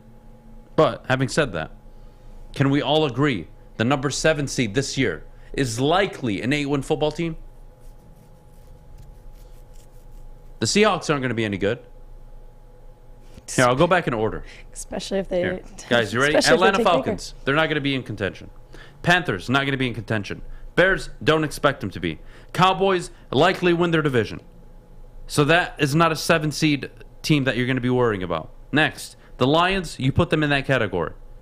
You put the Rams as division winners. You put the Vikings as possible division winners. The Packers, possible division winners. So one of them are in that 6, 7 seeding. But I think, to be honest with you, 5 and 6 are likely going to be an NFC North team and an NFC West team. Okay, the Saints, their over-under is at 8. I think they're well under. No Sean Payton, they're done. The Giants, who knows? I have a lot of questions about them, but they could be a 7-10 football team. The Eagles, I think they take a step back. Commanders, I don't think are going to be that much better even with Carson Wentz. 8 wins.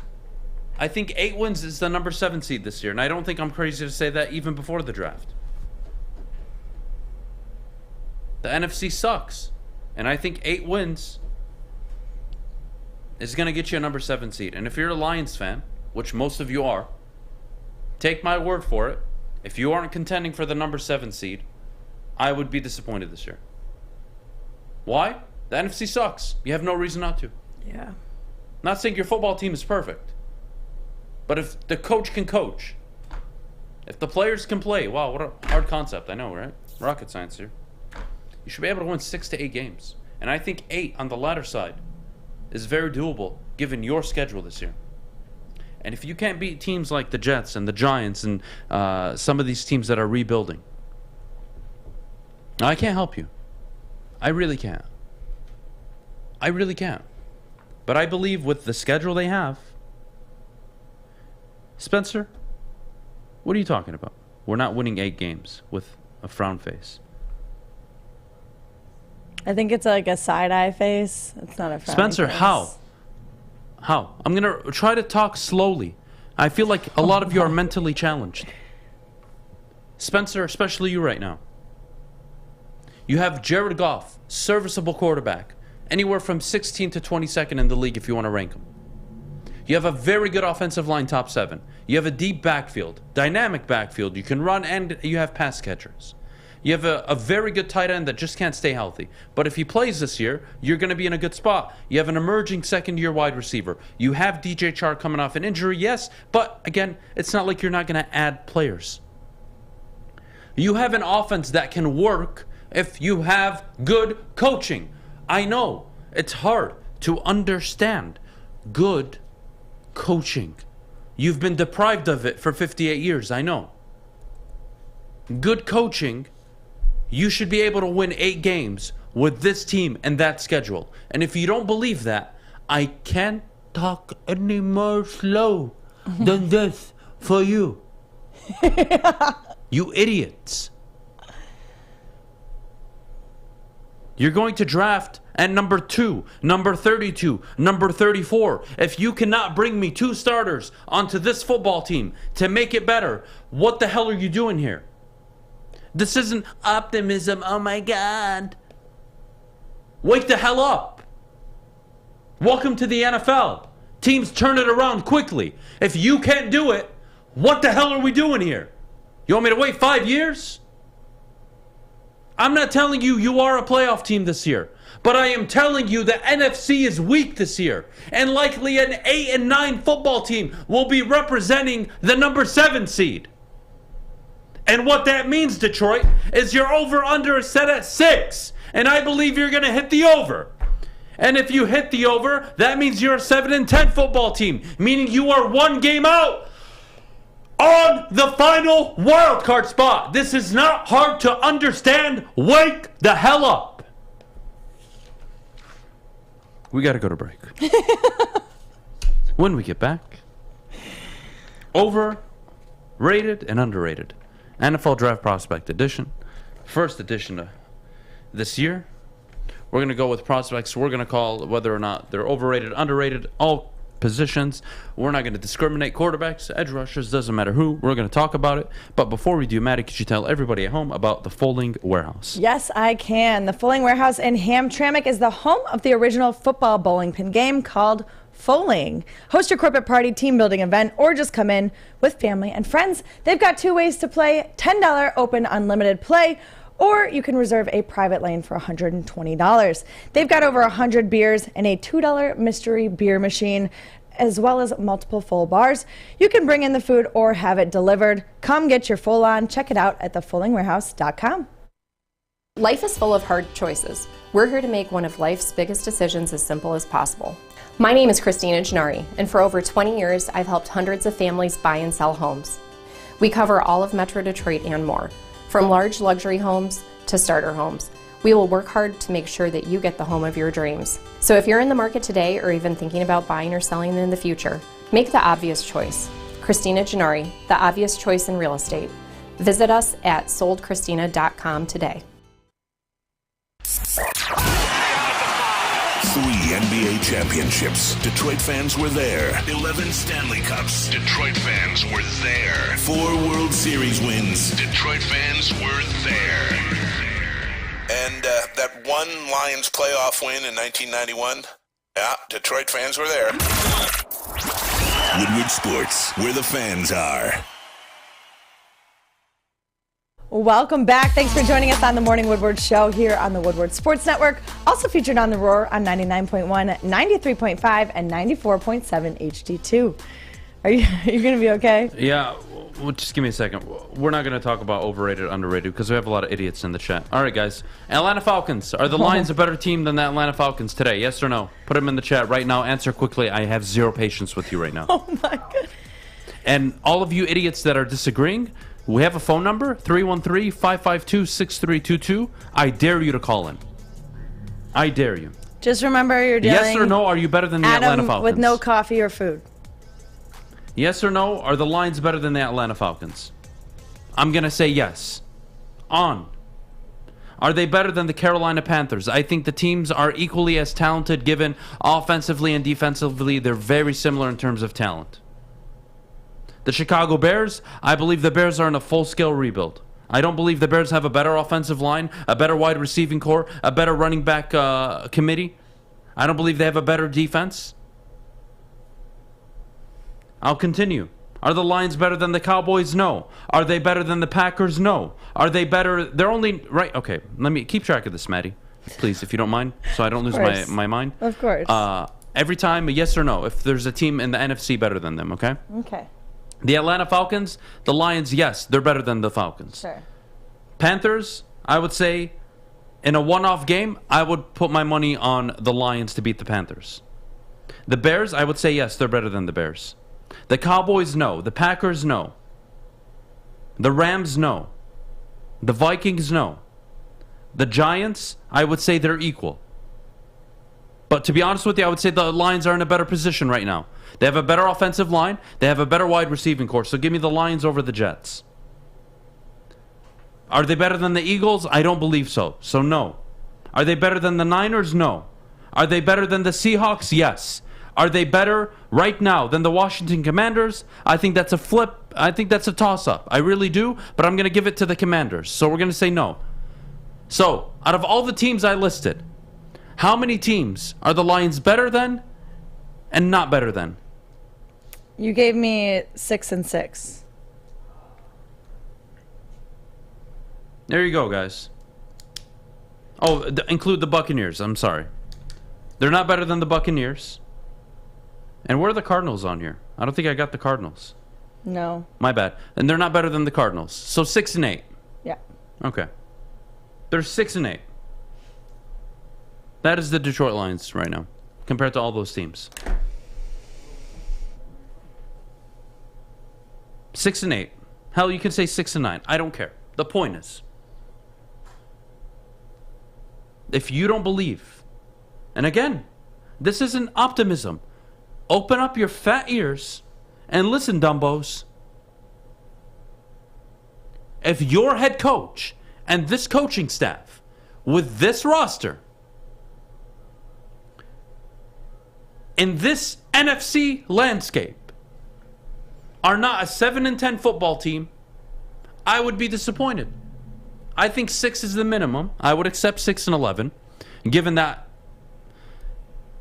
it offers me clarity into year 3, where I can be very strict and say you need to contend in the NFC, or at least in the NFC North. But whatever, it's not about me right now. It's about you idiots not using your heads. And you are idiots, and I will address you as such. If Dan Campbell and this coaching staff, with the offense that they have and the pieces that they have, along with the defense that they currently have that isn't all that they will upgrade through the draft, if you're going to tell me that this cannot be a 6-10, or excuse me, a 6-11, 7-10 football team, meaning you're 1.5 game away from the final wildcard spot, I can't help you. You're actually stupid. You're actually stupid. And I don't care, Ben, if they always disappoint. Oh, we're Lions fans. We've been disappointed for 58 years. Stop talking like a bunch of bitches and start holding your football team accountable and start actually talking about them in a realistic fashion. Because, Ben, people like you last year were on my ass when I told you this team was a 3-win football team and you were telling me to hop on the 10-7 limo. Shut the hell up, all of you. Who do we got, Fish? Who's calling in this morning? We have Troy calling in this morning Troy to talk what? about just Troy. All right, his plural. name's Troy. What is he calling in about? He's talking about the lovely Lions. All right, give me 1 second, Troy. Yes, sir. Oh, my God. All right, Troy. What's up, man? How are you? Good. I mean, it all depends on how they play, realistically. Like, you can make an argument that last year's team, if they still had Stafford, would have been an 8-9 win team. Because, the beginning of the season, Goff wasn't even throwing the passes be on the sticks for first downs. That the decision making, possibly play calling, like you're saying, and stuff like that. But who's to say, if Justin Fields shows out, he could elevate that team as well. Now, do I think that's going to happen? Not necessarily. But the Lions, by all means, should be, like you're saying, an 8-9 win team. But that's if everything goes according to plan. Of course, and look, things are going to happen. People are going to get injured. I'm not even looking at this, Troy, through a best-case scenario. What I'm looking at is I'm looking at the football team. I think there's talent in a lot of areas on the football team. I think they're going to upgrade, presumably, in the draft. This is a football team in the NFC that is so weak right now. They should be able to be at least a game away from the final wild card spot, and I don't think I'm crazy to say 8-9 likely gets you the number 7 seed this year in the NFC. What do you think? I don't argue that, but I mean, but a lot like you're saying is coaching, but just players making decisions is another thing. I mean, if you got the beginning of the season last year, there were games there they could have won easily, but just watching the games, the decision making, I mean, he was afraid to throw the ball more than 5 yards down the field. Yeah, I'm with you. It was an awful start to the year. They were 0-8. I think Anthony Lynn was an absolute disaster. The team was moving the ball downfield, but their red zone offense was atrocious. Troy, what I would say is going into this year, I'm feeling good personally about Ben Johnson. That's a guy I'm feeling really confident in. I think we all noticed the significant change in how the offense operated and how efficient it was when Dan Campbell took over play calling. Granted, it didn't happen right away, but down the stretch, yes, you can call it meaningless games. That's fine. But the way I see it is it's a pain in the ass to play the Lions. They run the ball. They can run it effectively, and they can run it on every single down if they chose to. And as a defense, that is very annoying because I'm never quite sure what the hell I'm supposed to expect from this team. From the Rams, I can expect them to throw the ball a ton. But with the Lions, I'm not sure what I'm getting every Sunday, and I think they're going to be a problem in terms of how annoying they are to play. And that for me is the key difference here. I look at the Giants, I have questions at quarterback and wide receiver. I look at the Commanders, I'm not sure what they're doing at head coach with Rivera. Yes, they have Carson Wentz, but I mean, it's not that much of an upgrade. The Bucs are probably going to win their division again. The Eagles, who knows? The Vikings, I think, win the division. The Rams will win their division. The Packers will contend as always, likely unless they fall apart. The Cowboys will be okay. The Bears are going to suck. Panthers are going to suck. Cardinals are going to be okay. Falcons are going to be okay. I mean, I think, Troy, again, if they finish 7-10, I think that's realistic. Fair enough. Yeah, I mean, don't get me wrong. I'd love to see him go 17-0, but I just don't think it's going to happen. I get it, but that would be I would be very concerned, Troy, if we're sitting here next year, this time of the year, and we're approaching the draft, and this is a 3-13-1 football team again. Oh, absolutely, you can't. So that's why I'm looking at this. The coaching has to take a step up this year. The players need to step up this year and get better and show improvement, and I believe they can. And if they do, I think 6-7 wins is very fair, and that leaves you a game off of possibly the number 7 seed for the wild card spot. Again, I'm not saying they need to contend for the playoffs. What I'm saying is they're going to be there. This is how bad the NFC is. Yeah, I can agree with that. All right, well, Troy, I can't thank you enough for calling in, man. Appreciate the call. Call back anytime. You're more than welcome here on the show. All right, bud? Did you see the Aaron Rodgers video that's going around? I did. He assaulted the kid. Honestly, if I was Aaron Rodgers, I would have done the same thing. I mean, it's good because he's showing that he's out there playing with kids. But if that was my kid, I would have laughed. I would have laughed it off. I wouldn't have been like, "Oh my God, he hit my son." Parents are so soft these days. No wonder the kids are getting softer. Appreciate it, Troy. Thank you so much. Thank you. Bye. Oh man, that was fun. We gotta. Well, we're going to skip the overrated, underrated. Sorry, guys. We have to keep talking Lions because you guys pissed me off. Anyways, we're going to go to break. When we get back, ranking the quarterbacks in order, top 5 quarterbacks we believe are in this draft class for the 2022 NFL Draft. But before we do, Maddie, could you tell everybody about the sports marketing agency? Yes, I can. Our friends at the SMA have been leveraging pro athletes and other notables for a decade against the issues around mental health and substance use disorder. With the help of NFL alumni, Sean Jordan has been able to save lives and take a stand against these issues. Soon coming to Woodward Sports, the Sports Marketing Agency podcast. This is the F Word series on fentanyl. If you're struggling with substance abuse or mental health, they're here to help. Go to thesportsma.com. You asked for it and we listened. The Seafood Festival is back at Big Boy, including a Friday night seafood buffet. Catch it while you can, available at participating locations until April 24th. Also available, the new fish sandwich. We'll see you at Big Boy. Hi, my diamonds. It's Crystal with an X. You want to get hot and perfect like me? Here's my super easy routine. Drink at least a gallon of water before you wake up. Attach a weight to everything in your house. Sell your car and just sprint everywhere. Scream when you exhale. Don't follow Crystal with an X. Do your own thing at Planet Fitness with tons of equipment and free fitness training in our clean and spacious clubs. Join now for just $10 a month and cancel anytime. Putting on a show here, and that's how you answer. We love our sports. We just wish they'd love us back. Detroit sports for Detroit sports fans. Woodward Sports. Welcome back. Thanks for joining us on the Morning Woodward Show here on the Woodward Sports Network. Adam, we got to talk about the NFL Draft, ranking some quarterbacks. Yeah, look, quarterbacks. I don't care who you are specifically in love with. Malik Willis, Matt Corral, Justin Spiro was on a little earlier. Obviously, he's a Sam Howell guy, but the way I'm going to evaluate and rank these quarterbacks for the upcoming draft is simple. Upside, ability to play right away. Do they have the it factor? And can they make all the throws? And I guess the next point is, can they take that next step at the next level? The first thing I will say is none of these quarterbacks would be drafted before Justin Fields, Mac Jones, Trey Lance, Zach Wilson, or Trevor Lawrence in last year's draft. So we'll get that out of the way. Number two, I think there's limitations with all these quarterbacks. They all have flaws. None of them are perfect. So 1 through 5, it doesn't really matter the order I give you this morning because the truth is none of them are perfect. And I think the one that, in my mind, can come into the league right away, not only just play, but I think has a decent upside. Number one, I'm going to go Kenny Pickett.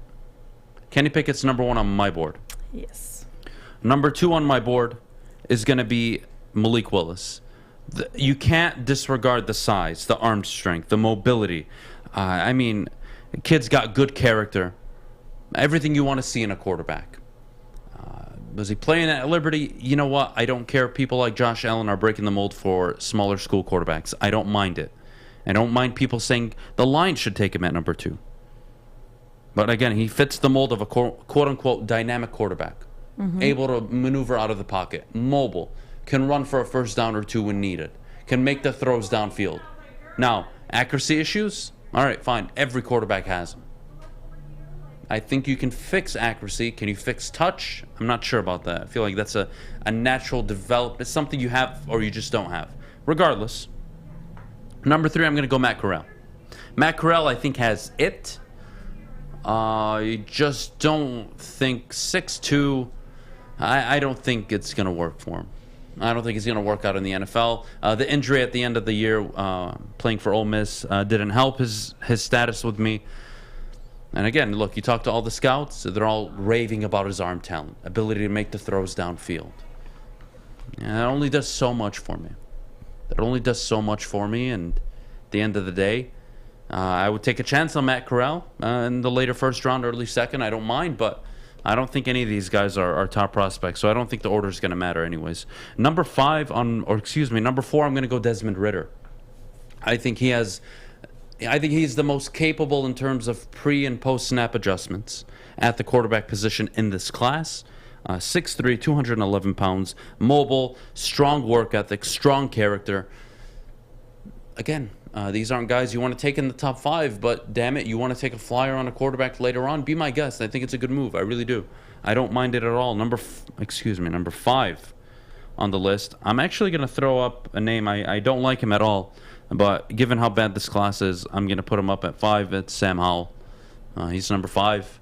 Baker Mayfield 2.0, and if he's Baker Mayfield, anything less than Baker Mayfield, whatever, we'll deal with it. But look, at the end of the day, these are the 5 quarterbacks that I think most people are talking about. I think teams will take a chance on the kid out of Western Michigan in the 6th, 7th round. What are your expectations here? These quarterbacks are fine. They have problems. They can all showcase some of their talent. They can throw the ball downfield. But Maddy, none of them are doing anything for me where I'm sitting up here saying, I have to have them. I have to have him.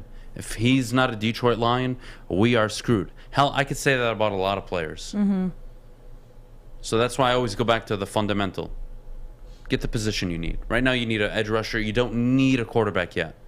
You can pull off the Kansas City model if you do this right, in my opinion. So those are my 5 quarterbacks. God, I am... Whew. Deep breaths here. Deep breaths. Do we need to inhale, exhale? Yeah. I just, look, you again, I don't want to focus too much on the quarterback right now, but, we talk about Lions and Jared Goff, and are they going to be able to win games? At the end of the day, I don't care how you feel about this football team. You do not bring in a new head coach, a new regime, overhaul the roster, tons of one-year deals, draft good players to not improve. You won 3 games last year. You should be able to win 6 minimum this year.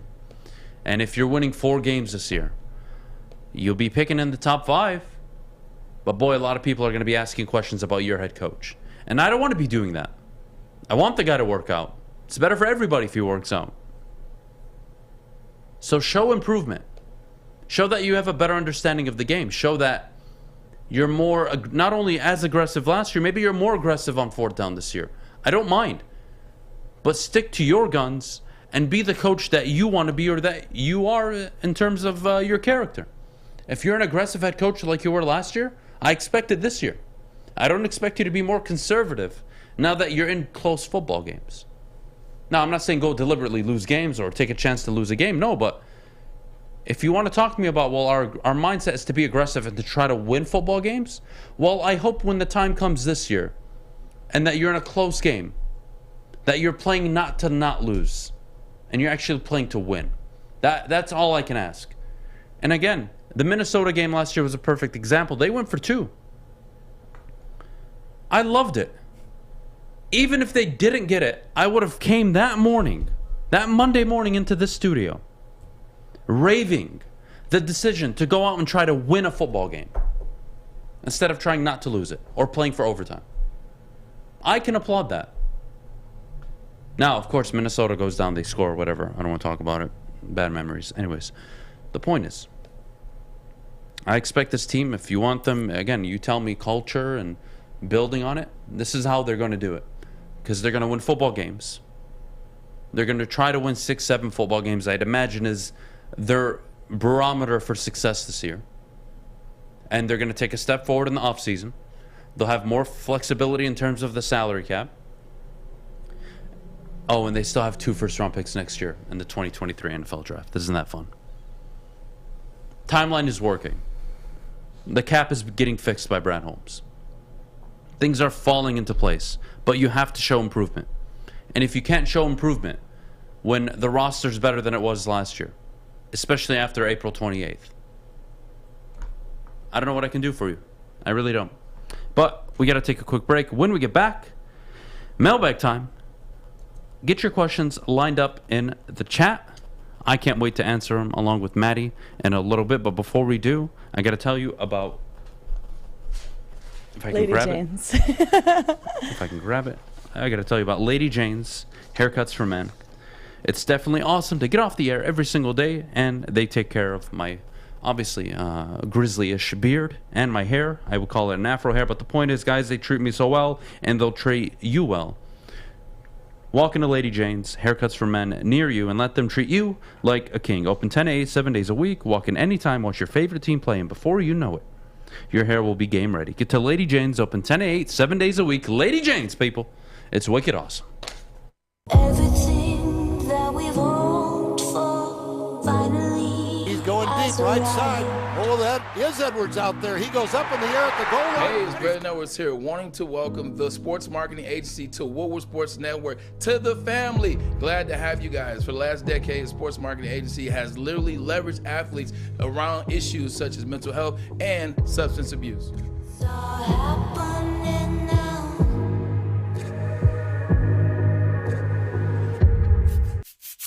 You don't have to go to the beach, man.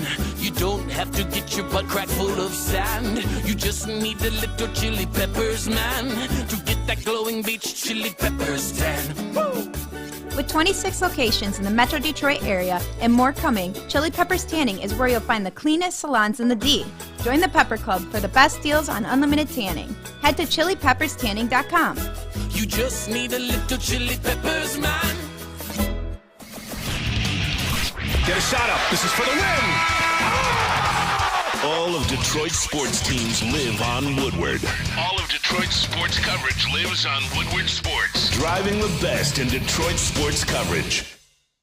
Sticker Genius. Sticker Genius, ladies and gentlemen, the official sticker provider of the Woodward Sports Network. Alex, if you could please cut to Maddie's camera. The entire studio wrap that you see behind her, Planet Fitness, Woodward Sports, the elegant black wrap all along the studio was done by Sticker Genius. For all your sticker needs, signage, whatever it may be, visit stickergenius.com and tell them Woodward Sports sent you. All right. Mailbag time. Get your questions. Get your questions in the chat. Funky says, Adam, what grade would you give my mock I sent this morning? Funky, let me go check. Just give me 1 second, buddy. Funky trades back to the Atlanta Falcons. I like that. Gets a future first, the second and third round pick this year from the Falcons. He drafts Devin Lloyd. He trades back to 25. Interesting. Very interesting. He trades up to 25. Gets Boye Mafe, Lewis Sine. Trades out of 32. Snags George Pickens and DeMarvin Leal at 40 and 41. Wow. Funky, I'd give this an A+. If those trades were possible, I'd give it an A+. And I would do anything in my power to make that happen. That is a great haul of players. Should we clap it up? Let me clap it up for one Funky in the chat. Well done. Very well done. What questions do we have? Adam, how much money to have you Will Smith fish on the show? You don't have to pay me to do it. I want to do it every morning. I just restrain myself. Adam, who is the worst troll in the chat? I don't pay enough attention to give an answer. Do you guys have an answer on that? I don't, personally. Troll in the chat? Yeah. I don't think we don't have many trolls in the chat, do we? No, I don't think so. I mean, there's some idiots, but I call them idiots, not trolls. Adam, what wide receivers would you be interested in the draft? Obviously, Drake London, Garrett Wilson, but not at 2. It's a little tricky. The Lions are going to be selecting at 32 and 34. My best bet is George Pickens likely is available. I don't see a receiver falling out of the first round that you're going to be in love with. Jahan Dotson, I think, goes in the first round. I'm not sure I can answer that because I'd rather answer it live during the draft when we host our draft show. Because as the board progresses and we're able to see who's going to be available, I'd be able to give you a much better answer. I don't think it's quite fair for me to do that. Let's see what else we got in here. If the Lions take an edge rusher, second overall, would you rather them take a safety or linebacker with a 32nd pick? And does the fifth-year option matter at that point? Between the linebacker and the edge, or excuse me, the linebacker and the safety, I would say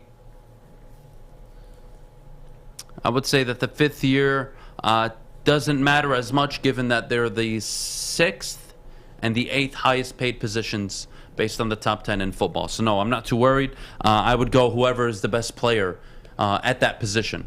So if I don't believe the linebacker will be available at 34, I'm taking the linebacker. If I don't believe the safety will be available at 34, I'm taking the safety. That would be my mindset. Adam, if you think the Lions are going to win 7 to 10 games, shouldn't that reinforce that we take a quarterback this year? 7-win team is picking in the teens, and we'll have to move up a lot of draft picks to move up. Yeah, well, take notes, guys. Patrick Mahomes was taken 10th. They traded up to get him. You don't need to pick in the top 3 to get a quarterback. You just need to identify who that quarterback is and get it right. It's that simple. And if the quarterback that you want is going to be taken in the top 3, you move heaven and earth. You give up 4 first-round picks. I don't care. 5. And you go get that quarterback. Because having that quarterback will do wonders for you. And Brad Holmes has already proven he can find talent later on in the draft. Adam, if you're the Lions, do you trade the 32nd pick and next year's 3rd for Calvin Ridley? No. Even if he's on the market, no. I'm staying away from Calvin Ridley. I don't know what the whole gambling situation is. I don't understand his mental health at all. I'm checked out on Calvin Ridley for both the Lions and my fantasy football team. Which is better, Adam, cocaine or beer? I'm definitely going to say beer. So probably not an answer. I can't give you an answer the other way. Does Roger Goodell trip on his way to the podium at some point during the draft? I would say no. That guy is a walking unit. What else we got in here? Maddie, any questions you have? I don't have any questions. When is draft night? I'm so bored of mock draft version 582. Believe me, David, I think we all are. If the Lions, with a few additions along with the same tenacity as last year, yes, they should be contending for a playoff spot. Robert, I do agree with that.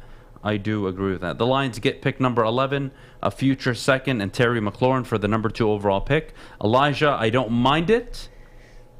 What I would ask for is a future 1, though. I would not ask for a future 2nd. I would want a future 1. Terry McLaurin's deal is coming up soon. He is going to be one of the higher paid players in the league, especially given the wide receiver market with what it is right now. He does have injury history. I would ask for another first-round pick if I was going to make that deal. Let's see. Defensive end and a linebacker that can win on blitz packages drastically reduces opponents' time of possession. If the team can get there and limit unforced errors, they should get themselves into the wild card. I'm with you guys. Yeah, Robert, common sense. I know very few people have it. Adam, I used to hate you, but now I hate you less. All right, we're making progress. We're making progress, man. Adam, if the Lions pick Willis or Hamilton, would you let Fish or Maddy wax your chest live? I'll tell you what. If they draft Willis, I'd be okay with it. If they draft Hamilton, you guys can wax my hair live. Yeah. I don't even know that I want to do that. It's not even that bad, to be honest. It's okay. Like, have you seen Joey's chest hair? Yes. Mine is like 10% of that. It's not even that bad. Like, I have a normal body. I promise you. Adam, do you think the White Sox have a good chance of winning the World Series? They have a decent chance. Yeah, they're one of those teams, to be fair to them. Yeah, they are. Let's see. With our safety signing, does where in the draft does safety reprioritize? I'd say 34 or 66. Hell, even 97. It depends. Maybe not 34 as much as it used to be, but I would say 66 or 97. Adam, would you rather take Malik Willis at 2 and have 5 picks to build around him, or take an edge this year and spend 4 picks to move up for a quarterback in 23? Ryan, I'd rather trade 4 picks to move up in 23. Because if I'm not taking Willis this year, that means I don't believe in him. Why would I take him? If they don't believe in Malik Willis, they shouldn't take him. It's that simple. They shouldn't take him just to take him. I don't care how talented he is or how talented you think he is. If they don't believe he's the guy, they shouldn't give up a single draft pick for him. And vice versa. Next year, if they believe in somebody, they should move heaven and earth to get him. So, yeah, I actually disagree there. Let's see. Adam, Baker to the Lions or Westbrook to the Pistons? Gun pointed to your head. All right. These are the important questions in life that we need to be answering. I see how it is. Yeah, give me Baker to the Lions. At least it's a 1-year deal. I can bench him. Are you sure it's a 1-year deal? Put him on the practice squad. I can put him on the practice squad. Flip it. I'd rather have Baker than Russell to the Pistons. Please, Are you sure God. it's a 1-year deal, though? Even a 3-year deal. Oh, wow. Didn't matter. He'd be the backup. And if he was ever a starter, you guys would know what I would do, so it doesn't matter. Okay. But that's beyond the point. Guys, thank you so much for joining us this morning. Can't thank you enough. Make sure you check out Big D Energy 11 to 1 and the bottom line from 2 to 4. That is it for the morning show today. Have a great Thursday. We're out of here.